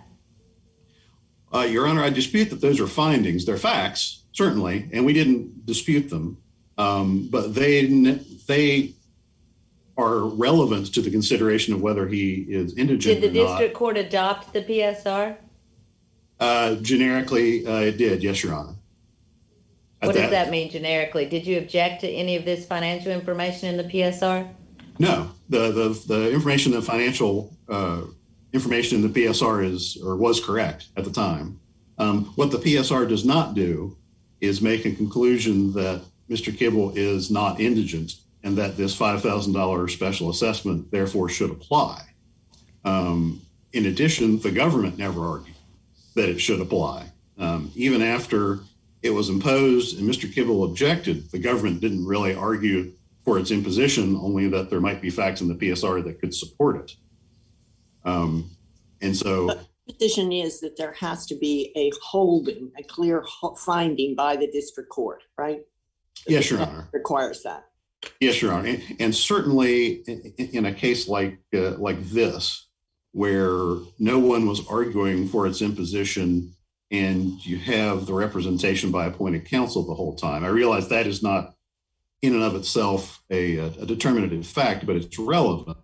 And when the defendant's gone through the entire case with appointed counsel because he can't afford them, and the PSR says he can't afford to pay a fine, then for the district court at sentencing without, like I said, any argument to just say the $5,000 assessment applies is not sufficient. Well, I think actually things are a little bit better than that for you. Defense objected on the grounds that the special assessment only applies if you make a finding that Mr. Kibble is not indigent. The district court responds, I overrules the objection. Well, I'm inclined to leave it like it is. To me, I think you can draw a parallel between this and a restitution payment. But you need this special finding, the statute says. Yes, Your Honor. And or not. Yes, I agree with that. And that's what the Sixth Circuit decided in Fowler, is that the court has to ensure that the defendant's non-indigent before this applies. And so while I can conceive of a situation where perhaps a explicit finding might not be necessary, this case is not it. And the fact that in Fowler there was no waiver in the plea agreement that your client has here, that doesn't matter in terms of your argument? No, Your Honor, it doesn't change the argument about the holding itself. It just, the waiver simply wasn't an issue there. Well, that is only because you claim that this is an illegal sentence. And we've said if you have an illegal sentence that you can't waive that argument. And you claim it's illegal because there wasn't the finding of indigency, right? Correct. That's right. So that the best you get is a remand, right? I suppose that would be true, Your Honor. Yes, we've asked for vacation of that part of the sentence, but a remand is probably the end result. Well, and particularly in this record, because there is certainly evidence from which you could find that he's not indigent, or also evidence that he is indigent, right? I think certainly there is evidence you could argue both ways in this record. Yes, Your Honor. Which is why, even if this court is inclined to find that there was some implicit finding that Mr. Kibble was non-indigent, it should nonetheless vacate that conclusion as clearly erroneous, because the evidence can cut both ways, and the ultimate burden of proving that Mr. Kibble is non-indigent rests with the government, and it was a burden they didn't even try to bear in the court below. Is this the case where we have the district court's after the fact statement of reasons?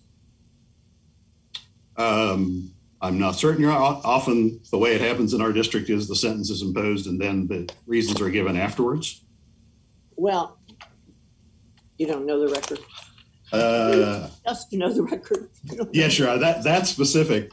I do know that after the assessment was imposed and the objection was made, that later the district court made findings about the fine and did make a reference to not imposing a fine, partly so it would not interfere with other financial obligations.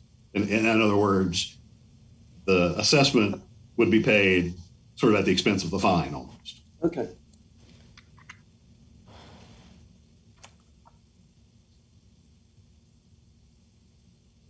So, as I was saying, even if there is an implicit finding in this case, it's really not sufficient.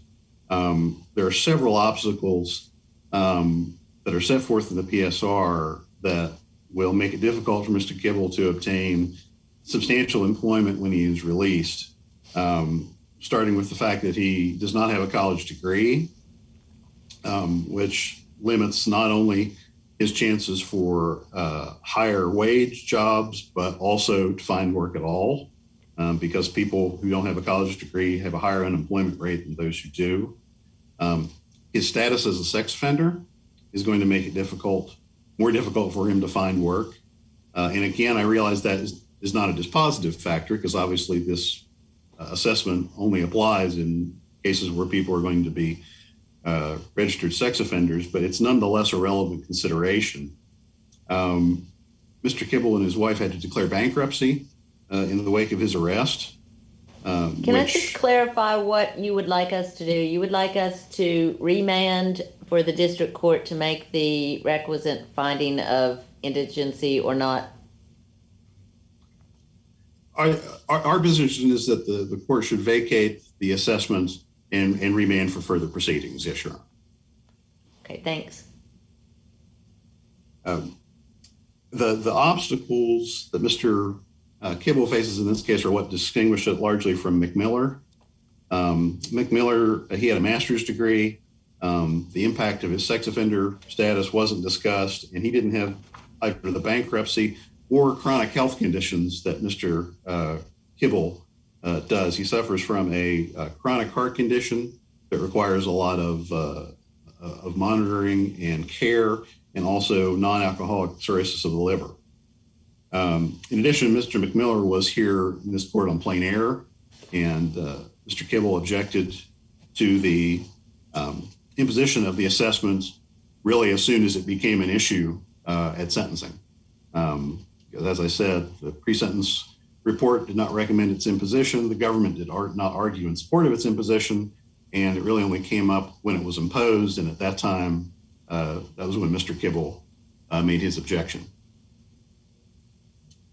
If there aren't any other questions, I'll reserve the balance of my time for rebuttal. Thank you very much, Mr. Byrne. Thank you. Ms. Harold? Thank you, Your Honor.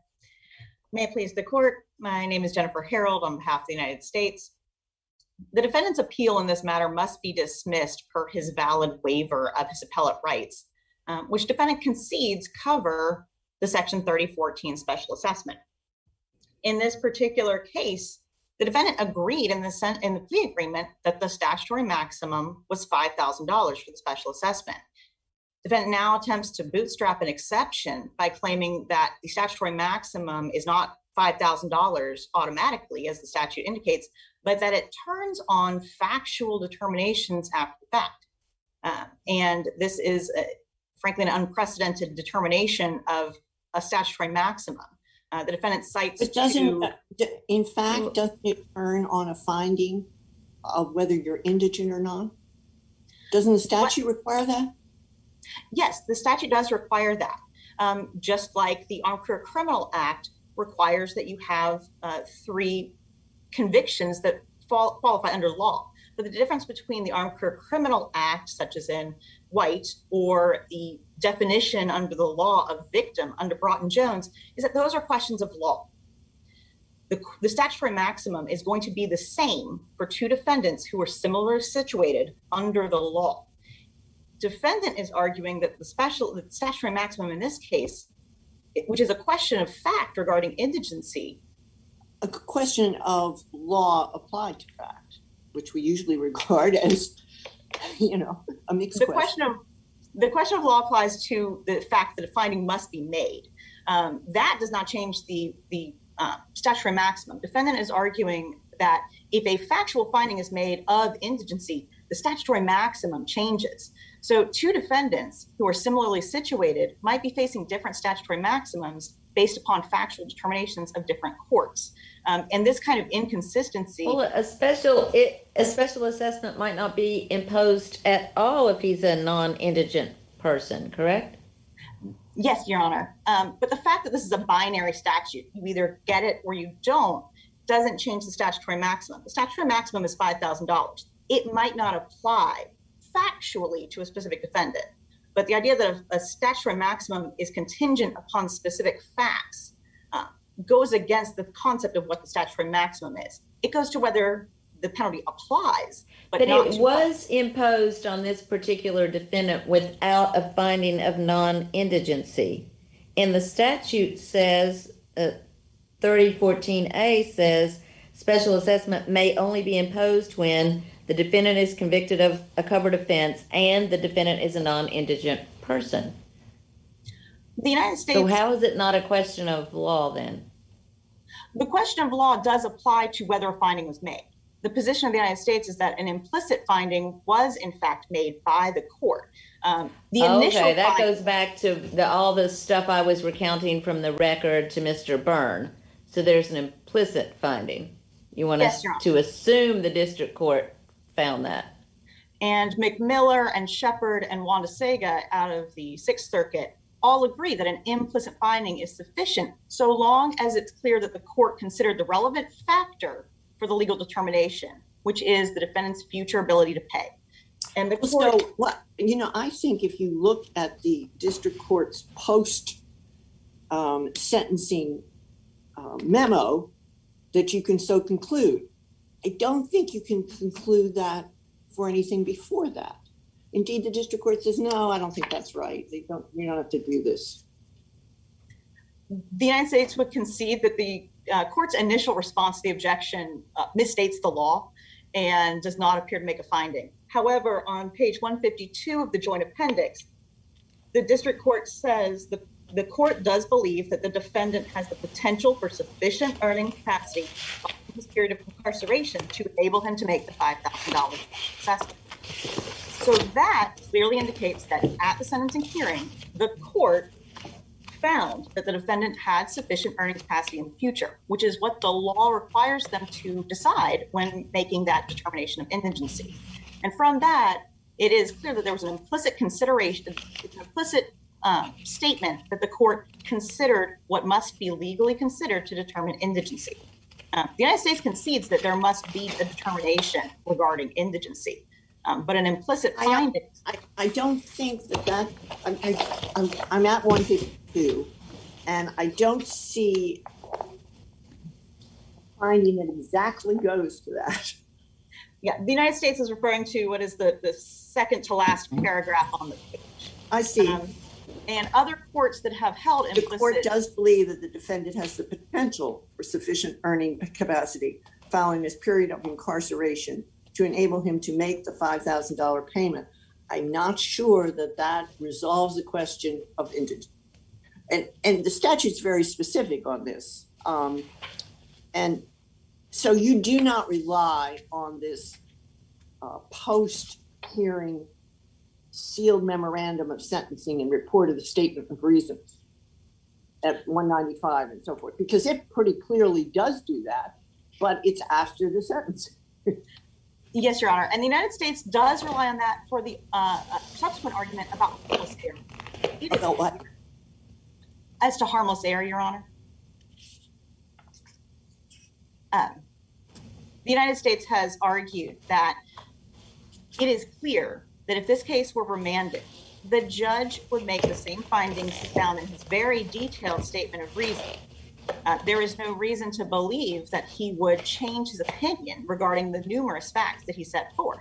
So, well, I thought maybe that was so too, but there's a fair amount of law that a post-sentencing memorandum like this cannot change the terms or add to them or anything else that was originally imposed in the sentence. I agree, Your Honor. And that is why the United States is not relying upon the statement of reasons to say that there was an explicit finding. But as far as whether this would be a waste of resources to remand, the United States believes that it would. And that even if the court were to find that the court failed to make a sufficiently explicit finding regarding indigency, there would be no reason to remand. And furthermore, on that point, this court has found in prior cases that defendants are not entitled to a second bite at the apple. Defendant in his appeal raises a number of additional arguments as to indigency, and those should not be permitted to be raised on remand. The defendant is not permitted on remand to supplement and try to prove what it could not prove before. And the United States would also take contention with the idea that the burden of proof is on the government. No court has ever found that. And in fact, this court in the unpublished decision in Knowles and the Eighth Circuit in the published decision of Kelly found that the burden was with the defendant.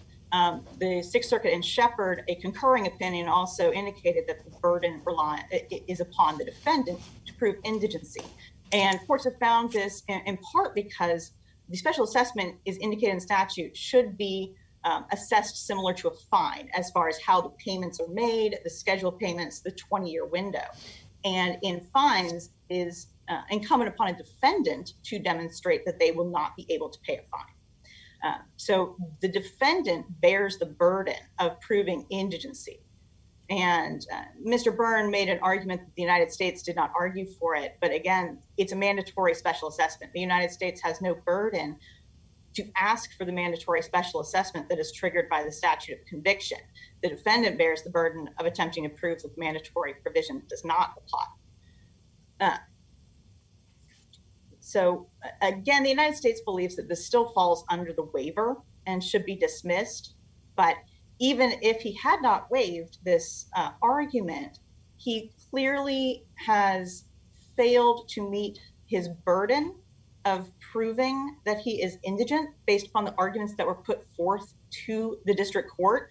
That would be that he had appointed counsel, which courts have repeatedly held is insufficient to show that it is that a defendant is indigent, and the argument that he was not required to pay a fine. The court made it clear that he was not imposing a fine in part to permit him to pay the special assessment.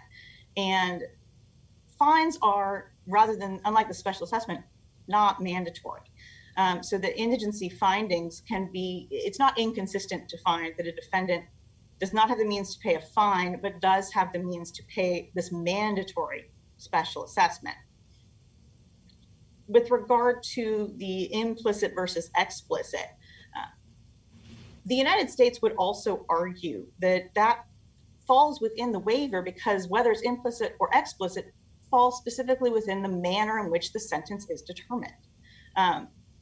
Whether he made a sufficiently explicit finding goes to the manner in which he imposed the sentence. And that is fully waived by the appellate waiver. But additionally, the United States would argue that the statement made on 152 is sufficient to show that the court considered that which he was required to consider under the law. The law does not require him to use the magic words of saying, I find the defendant non-indigent, just as in section 3553A, where a court does not have to robotically tick through every factor explicitly on the record to demonstrate that it considered that which it had to consider.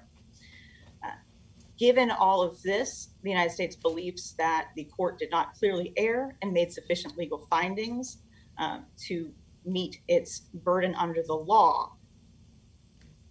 In addition, should the court find that the findings of the court were not explicit enough on the record, as the United States indicated before, this would be harmless error.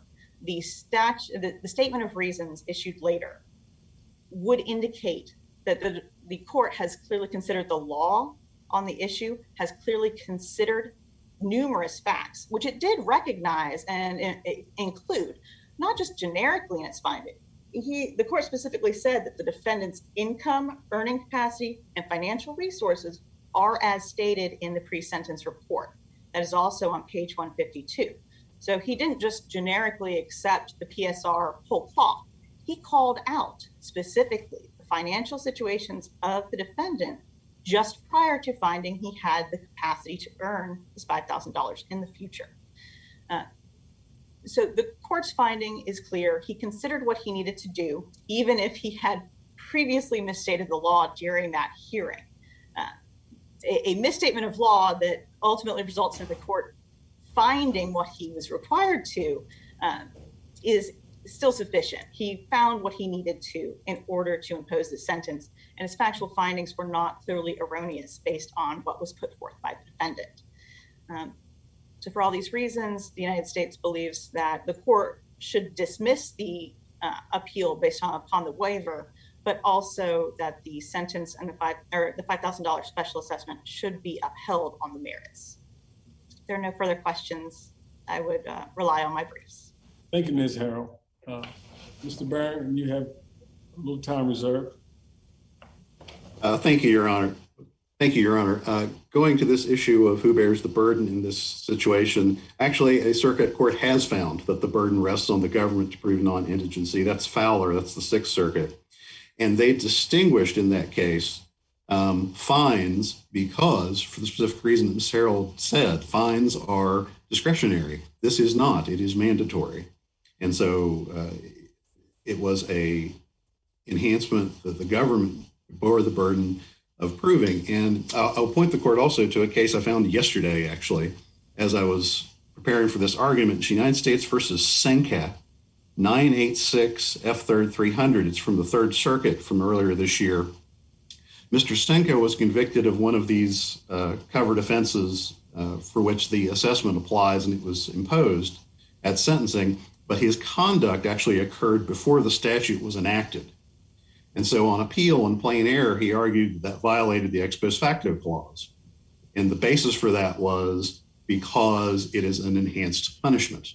And the government agreed with that, and the appellate court agreed and found that it was plain error and vacated. So think both of those indicate that this is a issue where the government bears the burden of proof to trigger this, what is an enhanced penalty. And could you also respond to government's counsel's argument that this is harmless? Yes, Your Honor. I don't think the court can find that this is a harmless error based on those findings, because those findings happen essentially in a vacuum. If the district court had actually engaged more with Mr. Kibble's objection at sentencing and said, well, what about these facts in the PSR? Why wouldn't he be able to pay this? And then made those findings, I think this is a very, very different case. But after the fact, after getting the law wrong, going back in and taking facts that were where the defendant didn't have a chance to argue them in response, I don't think that can make an error harmless. I'd also emphasize the point Judge Mott's made that a defendant has a right to be present when a sentence is announced. And if the basis for the sentence only came through in the sealed statement of reasons, he isn't aware of that. Yes, that's right, Your Honor. That'd be my position. I also wanted to talk briefly about this idea of a question of law versus a question of fact as it applies to the appeal waiver. I think it's correct that generally these issues are mixed questions of law and fact, but I think even in a situation like in an ACCA situation where the issue wasn't the nature of a prior conviction, but whether there were at least 3 of them that were on non-consecutive or on different occasions, that's primarily a factual issue. That's not really a legal issue, but it would work the same way, because if it was an erroneous decision, it would empower the district court to impose a higher sentence, a sentence above the statutory maximum. And so I think here, whether the court ultimately holds that the district court was required to make a specific finding and did not, or made an implicit finding, but that finding was not sufficient, I think the impact is the same. It results in a sentence above the otherwise applicable statutory maximum, and so it would not be covered by the appeal waiver. If there aren't any other questions, I'll leave it on my briefs. Thank you. Well, as I said before, we appreciate it very much your being here. And again, thank you so much. Thank you, Your Honors. Thank you, Your Honors. All right, we'll proceed to our last case.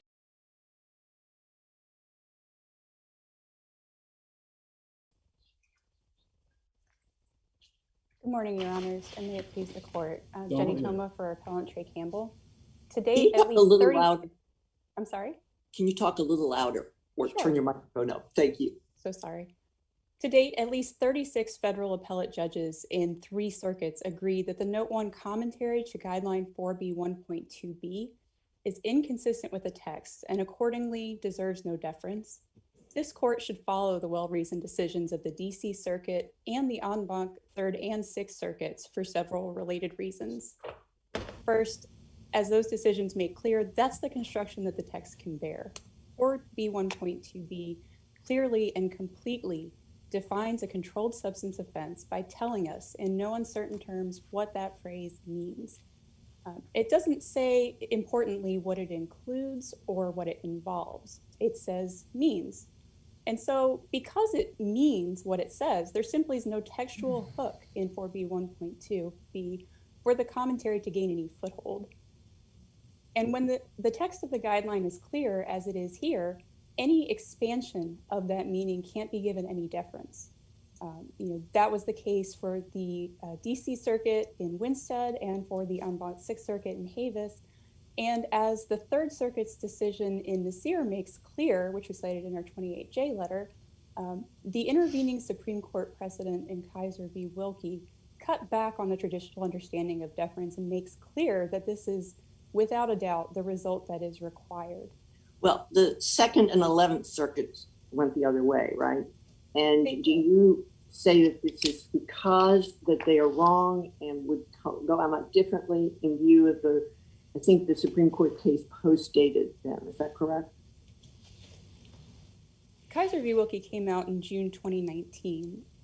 I don't know the specific dates. I believe TAB post-dated it for sure. I'm less certain about the 11th Circuit.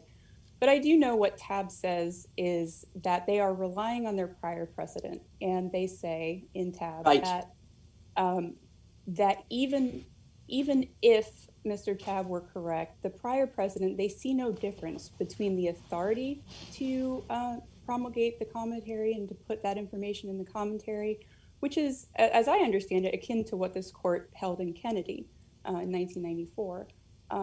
They see no difference between having the authority to do that and whether or not that deserves deference. And of course, we disagree. We think that those are obviously two very distinct legal questions. And for that reason, this court's decision in Kennedy doesn't answer the question that's presented here. In fact, it wasn't even, a thought at that point. We were simply asking under 994 whether the commission had the authority to put a definition in the commentary, which of course it did, but that doesn't answer the question here is whether that deserves deference. And our position is it does not, plainly.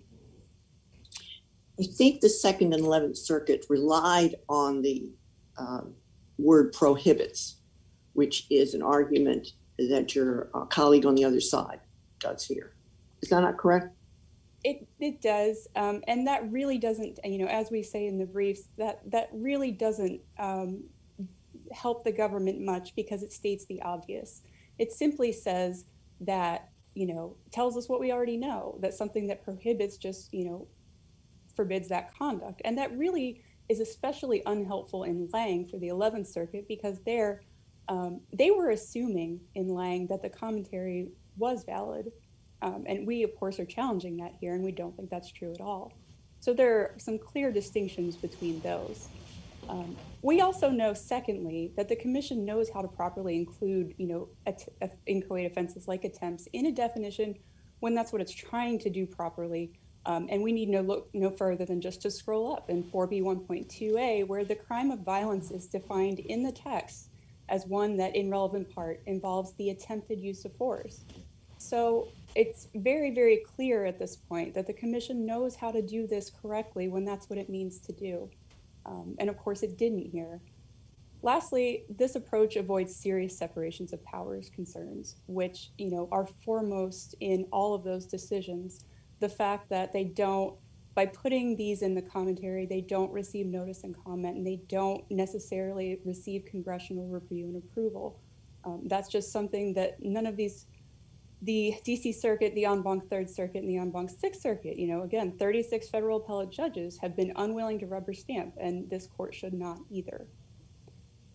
As a consequence of all of this, 4B1.2, a controlled substance offense under that guideline, does not include attempts.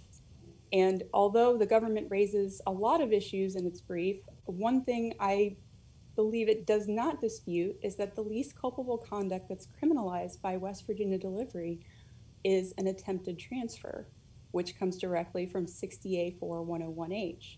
I don't think the government disputes that, and I don't think it could. And so where the text of the guideline, and the compared as a categorically to the state predicate at issue, there's just not a categorical match here, and we think that this result is required. If the court has no further questions on this point, I simply would briefly talk about the explanation of the sentence issue. In terms of the explanation for Mr.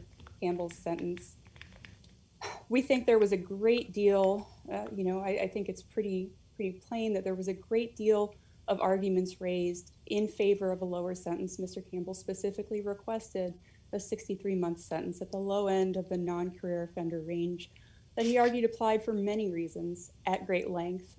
And of course, I don't think there's any dispute about that. We do not think that, of course, several. Didn't the district court depart downward here? It did. It did. Just not enough. Well, I think what's I'm not sure I would necessarily say not enough, but what I think makes the most sense is to look at what the argument was for. For example, the career offender range was 210 to 240. Let's say low end 210. The non-career offender range was 63 to 78, so low end 63, and that's what Mr. Campbell asked for. You know, even if we could somehow say, well, the downward, variance was indicative that the district court maybe accepted some arguments and rejected some. It clearly accepted and heard and took into account the some of the arguments for downward departure. Even if the district court were partly persuaded and split the difference, that would be 136. And here we've got 180, which frankly is incredibly difficult to figure out how the court got there exactly.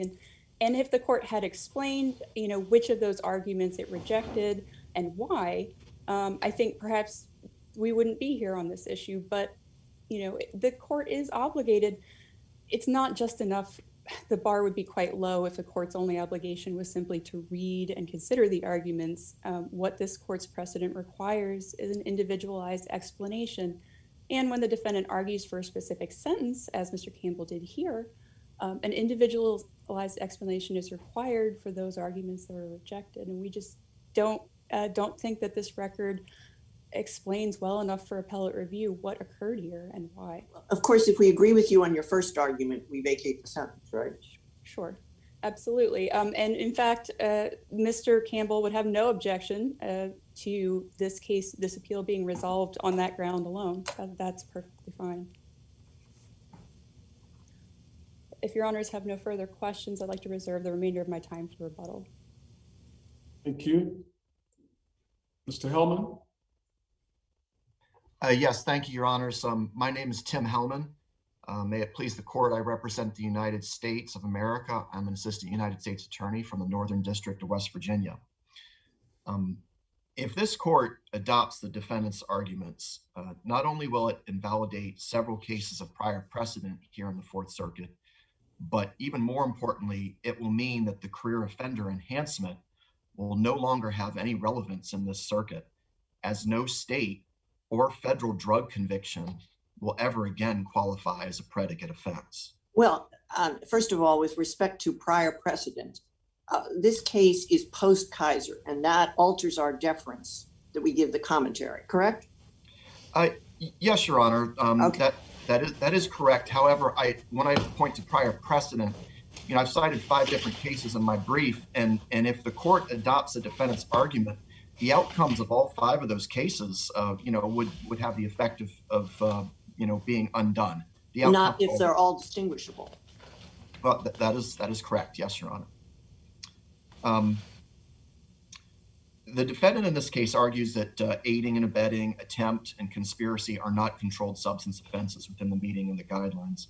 However, the commentary application note of guideline 4B 1.2b clearly states that they are, that aiding and abetting, conspiracy, and attempt are controlled substance offenses and therefore count as career offender predicates. So I just want to be sure you and I are on the common ground here. You would agree that the commentary cannot add offenses or broaden offenses to this that are statutory. Isn't that correct? I'm sorry, I didn't understand the question. The commentary cannot broaden the scope of the guideline. That's yes, your honor.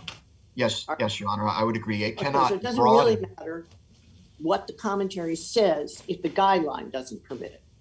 That's correct. Absolutely. And I would argue in this case that the commentary note at issue here interprets and explains. It doesn't broaden. It doesn't add anything that wasn't already there to begin with, but rather it interprets and explains. And that was settled and determined as being permissible by the Supreme Court in the 1993 case of Stinson versus United States. Yes, but Kaiser is much more recent, and it tells us that the deference that we give to the commentary is much more limited. Limited, yes, but it's the same principle enunciated in Stinson is still applicable, and that's that the test that the commentary is authoritative and controlling unless it violates the Constitution or a federal statute, or if it's inconsistent with the guidelines, or if it constitutes a plainly erroneous reading of the guidelines. In this case, the commentary note at issue does not run afoul of any of those three, and it simply serves to interpret and explain.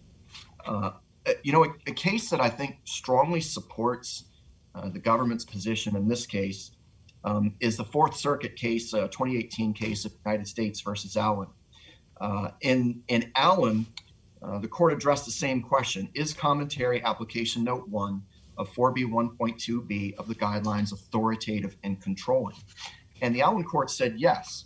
It specifically said, we hold the inclusion of section 84 or 843b and application note 1 as a controlled substance offense when the underlying offense also is a controlled substance offense is authoritative and controlling. Now, yes, the Allen court dealt with this question within the context of an 843b conviction. That is, whether using a communication facility and committing, causing, or facilitating a drug offense counted under the definition of controlled substance offense. This court in Allen held that it does, and relying on Stinson, stated that the commentary note, and here it is, served an explanatory function by describing one way in which a controlled substance offense may be committed, namely by using a communication facility. There was no argument in Allen that the commentary was contrary to the guidelines, one, and Allen didn't resolve the attempt question, and it didn't post-date Kaiser. So I don't think it resolves, I don't think it does what you would like it to do. Well, I think the key to the analysis is consistency. And, as I've been arguing. But it has to be consistent with Supreme Court law above all. And I don't think it has to take into effect what the Supreme Court has told us in Kaiser. Yes, but Kaiser, I do not believe, overruled Stinson. It perhaps. Well, it pretty much limited it. It limited it, but to situations are still permissible where a guideline explains and interprets. And that's my argument here, is that the commentary note in this case explains and interprets. It doesn't create anything. Only if we find the guideline ambiguous after we exhaust all the traditional rules of construction. That's what Kaiser says. Getting back to Allen, one of the things, though, that I would like to point out is and I do believe the Allen court found that commentary note to be consistent. That was, I think, a takeaway from that, is that the commentary note at issue is consistent. And so, my argument is— the government nobody argued that it was inconsistent. I don't know that there was a finding that it was consistent. And it was another part of the guidelines anyway. I respectfully disagree. I do believe the Allen court did make a finding that it was consistent. And I would quote from the Allen opinion. It says, this particular provision serves an explanatory function by describing one way in which a controlled substance offense may be committed, namely by using a communication facility. This language is not inconsistent with the guideline. And it goes on to cite the guideline. So, I do believe the Allen court, did make that finding about consistency. And so then my argument is, well, if it's— My point was that Allen didn't argue it was inconsistent because we're talking about another section of the guidelines. And so it really isn't relevant here, but go ahead. Okay, but thank you, Your Honor. And again, but it brings me back around to the issue of consistency. And, one of my main arguments is that, well, if using a telephone communication facility to commit a drug crime is consistent, how much more consistent is a aiding and abetting attempt or conspiracy? Other arguments in favor of consistency, I think it's already been mentioned about the word prohibit, and that to focus on the word prohibit is used in the guidelines themselves. Guideline 4B 1.2b states that a controlled substance offense means an offense under federal or state law punishable by a term of imprisonment exceeding 1 year that prohibits the manufacture, import, export, distribution, or dispensing of a controlled substance or the possession with intent to do the same. an offense that prohibits. I would argue that that means an offense prohibiting drug crimes, and aiding and abetting, conspiracy, and attempt are simply means of committing those crimes that are already enunciated in the guideline. Another point that I'd like to Can you go make. back to what, so Judge Motz was asking you about Kaiser. Why is Kaiser not instructive here, Well, I think it is, but it's, in your view? in my view, Kaiser doesn't change the fact that the guideline commentary is authoritative and controlling when it's consistent with the guideline itself, when the guideline can bear the construction. And in this case, I would argue that the commentary note, is consistent with the guideline, that the guideline can bear the construction, that aiding and abetting, attempt, and conspiracy are included as other means of committing the prohibited conduct. By way of example, if we look at the federal drug statute, 28 U.S.C. 802, 8 and 11, that define the term distribute. Distribute is defined as delivery, and delivery is, in the act is defined to say the actual, constructive, or attempted transfer of a controlled substance. So the federal drug statute defines distribute with the word attempt. So if that's the case, how could the guideline be inconsistent with that? How could attempt, or how could the guideline not bear the construction of attempt being included?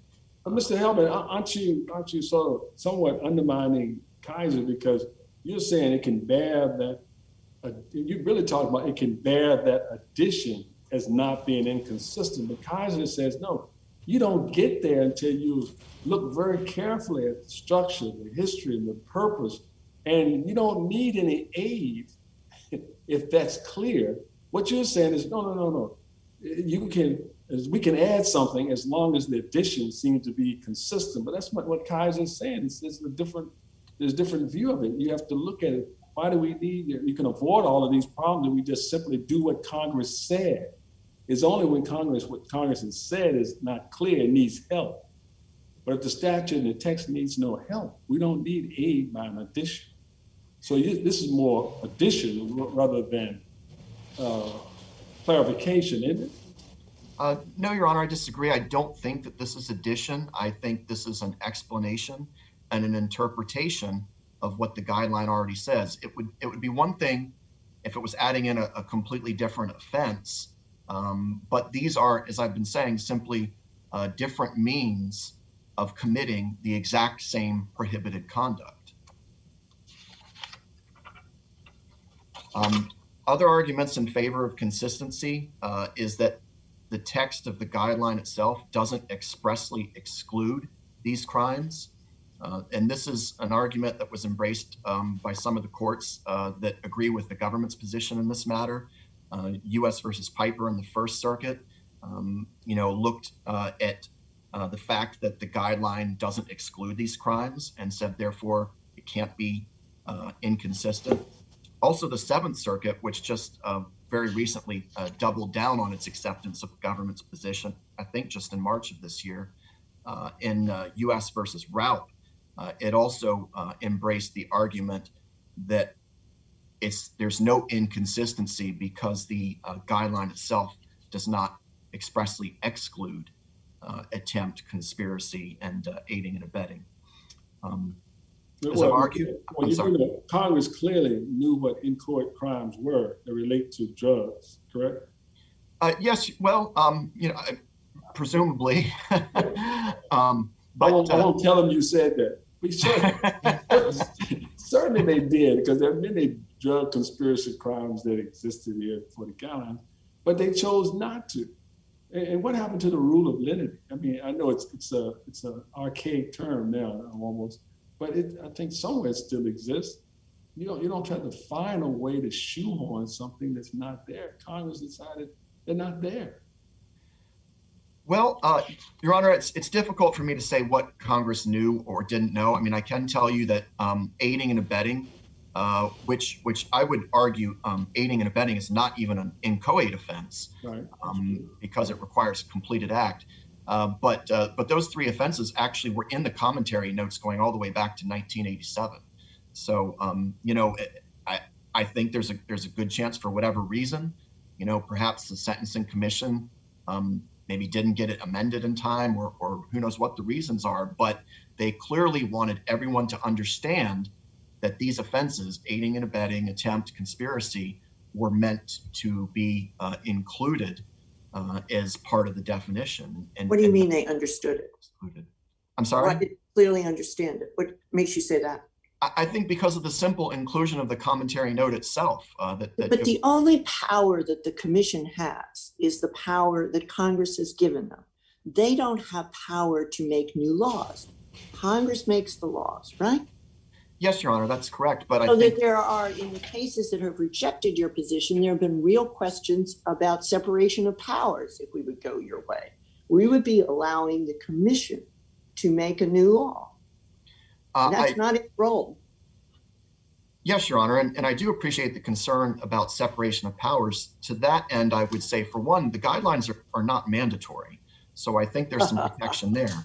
But the other thing that I would argue is that the Stinson test provides a level of protection there that, I agree completely. The commission does not have freestanding power to create new law, to add things that are not already there, but they are permitted to explain and interpret what they meant. Well, why don't you apply? I don't understand why you always go back to Stinson. Why don't you look what Kaiser says, that we look to the traditional rules of construction, and we only give the commentary deference if we find that the guidelines are ambiguous after we exhaust all the traditional rules of construction.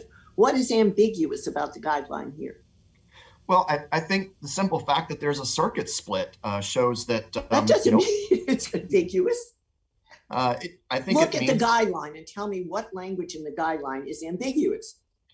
Well, the term distribute is defined one way under the federal drug statute, and now defense counsel is seeking this court to find that that's inconsistent with the guideline itself. So okay, this guideline, look at this guideline, and what's ambiguous in it? Well, Your Honor, as I've been arguing, I would argue that the only ambiguity is for those that do not see or do not necessarily agree with the commentary note that serves to interpret and explain what the Sentencing Commission intended when it drafted this. So the guideline's ambiguous because only if you don't give the commentary weight, if you don't follow the commentary. Is that it? Is that your argument? Honor, my argument is that the simple fact that we're here today shows that there's some ambiguity under the guideline as far as no, it doesn't. What it means. Your argument has to be that there is ambiguity, and that's what I'm not trying to trick you. I'm just trying to figure out what is the ambiguity with respect to this guideline. The ambiguity is that there are those that are unsure as to whether it includes a conspiracy, aiding and abetting, an attempt. And why are they unsure? What language in the guideline makes them think that this is included? Well, I think, as like in the Havis and Winstead opinions, for example, they look to a very strict and narrow reading of the definition that's listed in the guideline without giving any deference to the commission or recognizing that the commentary notes are consistent with the definition of a controlled substance offense, which is also consistent with the federal drug statute as well. I don't think I've been very clear. As I understand Supreme Court law, and you don't have to buy into this, but just for purposes of my answering my question, we have to find that the guideline is ambiguous.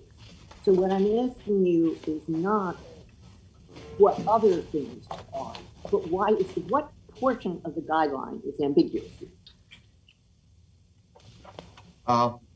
Well, I don't mean to keep repeating what I've been saying over and over. No, just tell me the portion of the guideline. You don't have to tell me the portion of anything else, just the guideline. I would say the portion of 4B 1.2B that speaks of that an offense that prohibits the manufacture, import, export, distribution, or dispensing. That's ambiguous. There's, I think, some level of ambiguity there. Yes, Your Honor.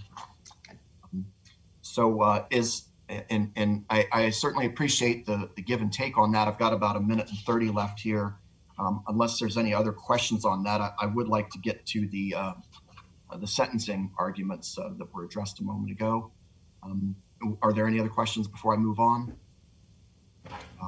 The government's argument is that the district court did not commit plain error at sentencing by not directly or explicitly addressing all of the defendant's arguments, because it clearly gave a meaningful consideration of all the defendant's arguments and provided an individualized assessment at sentencing. And this is most evident from the fact that the court varied downward in its sentence. Further, the court stated that it had thoroughly reviewed the defendant's sentencing memorandum, even I think using the term that it was quite a bit of homework. And then the court went on the record and provided an individualized explanation for its sentence. This court's case of United States versus Blue states that for a sentence to be procedurally reasonable, the district court must provide an individualized assessment of the facts and arguments presented and impose an appropriate sentence. First of all, as we said, as I've already argued, the court imposed a 180-month variant sentence. But can I add to our Fourth Circuit precedent? I'm sorry? May I add to our precedent? I know Blue very well, but also all non-frivolous mitigating evidence should be considered. The record should show that. And here, it didn't. It just plainly didn't. He didn't even speak to those matters, several of them. It's not there. It's just not there. Yes, Your Honor. I think my argument on this point, though, is what is there is that the district court gave an individualized assessment. And again, the fact that the court considered and even accepted some of the defendant's arguments is reflected in the fact that a 180-month variant sentence was imposed. That's the only thing you can rely on. You have to assume because it was a below guideline sentence. That means the court must have considered all the non-frivolous mitigating evidence. That's well, right. the court did go on the record and stated several reasons in support of its sentence. The court pointed to the fact that the defendant had 3 prior supervised release revocations. Non-frivolous mitigating evidence. Yes, the court did a great job of laying out all the negatives. I'm talking about non-frivolous mitigating evidence. Yes, Your Honor. I appreciate your point. One thing I would get back to, though, is I do appreciate that it's correct that it's not there. To the extent I have to agree with you on the record, Your Honor, right? Your point is well taken. Thank you. But what I would point to, and again, another thing I want to try to argue is the issue of invited error in this case. You know, at the end of the sentencing hearing, both counsel were given an opportunity to raise any issue. The court stated, and I recall I was there at sentencing, the court stated, gentlemen, is there anything else, or words to that effect? And at that point, defense counsel didn't say, Judge, hey, you didn't address this, or Judge, could you give us some more explanation on this issue? Rather, defense counsel said, words to the effect of, no, Your Honor, we just note our objections for all appellate purposes. Well, counsel can't do the court's job. All thing counsel do is give evidence. He says anything further. No, I've given you all the non-frivolous mitigating evidence. So that's all I can do. The rest is required under Blue and our precedents for the court. But if the defendant wants some additional explanation as to why his arguments were rejected, wouldn't that be a good opportunity for him to ask the court for that? And if he had not been silent on that issue, the court could have given him the explanation that he now seeks. It may be, but that's not the law in the Fourth Circuit. That is cured by the fact you didn't require more. Well, I'm hoping perhaps the court might see it that way today. So. Oh, I see. All right. Fair enough. Yes, Your Honor. At this point, I'm about 3 minutes over time, it seems. If there's no other questions, I would rest on my brief. Thank you. Thank you, Mr. Hellman. Ms. Thoma, you have some time reserved.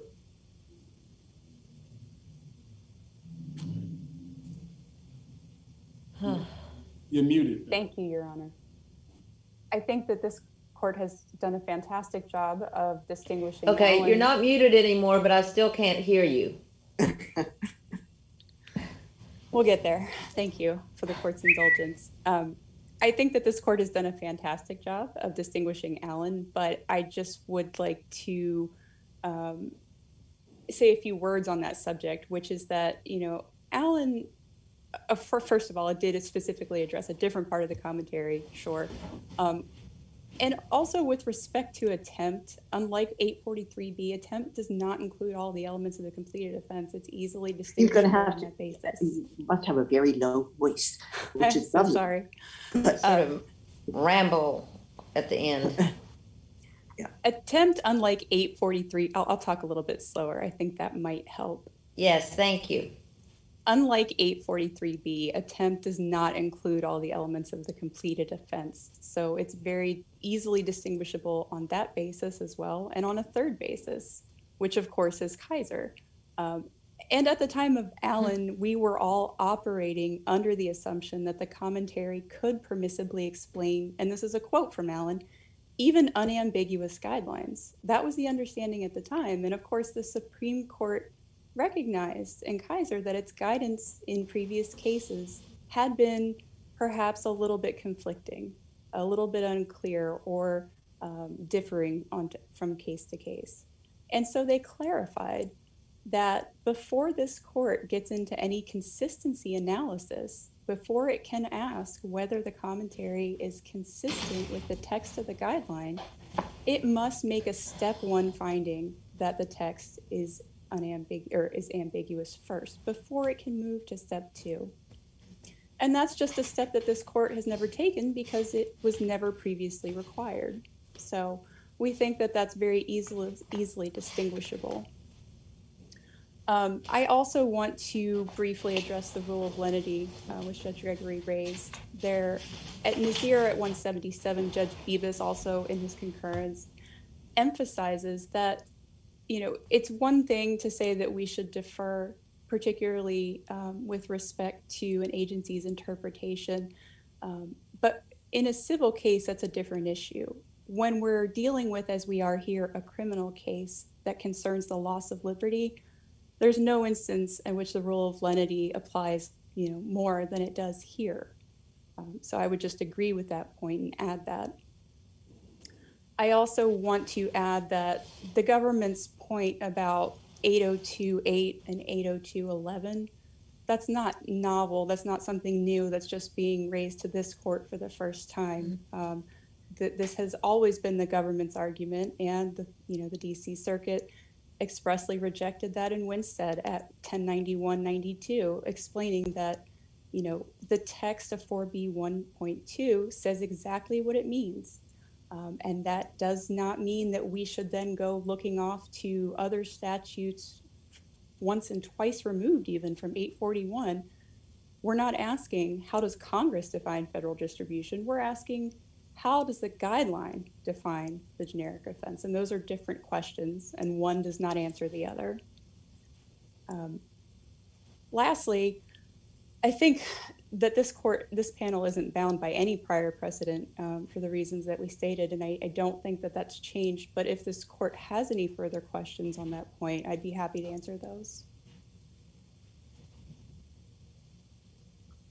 Well, we're not bound because they're distinguishable or because they were pre the Supreme Court case, or why don't you think we're bound? I think for both of those reasons. I think, first of all, that they're all distinguishable. I don't think any of this court's cases cited by the government would necessarily be overturned. We've already discussed Allen. Walton, of course, the same rationale applies. When it comes to Kennedy, of course, whether, again, that dealt with an 846 conspiracy. And as this court, it's the same concept. Kennedy didn't stop this court from ruling as it did in Norman, of course, and the same principle applies here. These are different questions, and whether under 994A there was broad authority for the commission to simply set a sentence or to recommend what the sentence should be is an entirely separate question that doesn't answer the one being raised here. And so I don't think this court is bound either from the merits of these or the questions of these decisions, but more importantly, because of Kaiser, it's the law in many circuits, including this one, that when intervening Supreme Court precedent adopts a different standard from the one that this court has previously applied, in those circumstances, that those prior decisions aren't binding on the panel. And this court, reaffirmed that as recently as Winston in 2017. It requires a fresh review under the current legal landscape, or makes it appropriate. So for those reasons. Thank you very much. Yeah. All right. Thank you so much. I thank both of you for a very fine analytical discourse on these very important legal issues. That really helps the court a great deal. I want you to know how much we appreciate it. We can't put a final seal on that appreciation with a handshake, but certainly know that with a virtual recognition that we appreciate it so much. And we wish you well and be safe. And with that, I will ask the clerk to adjourn the court. Maybe a session this afternoon, so just this session, may not be signing out. Thank you, Madam Clerk. Go ahead.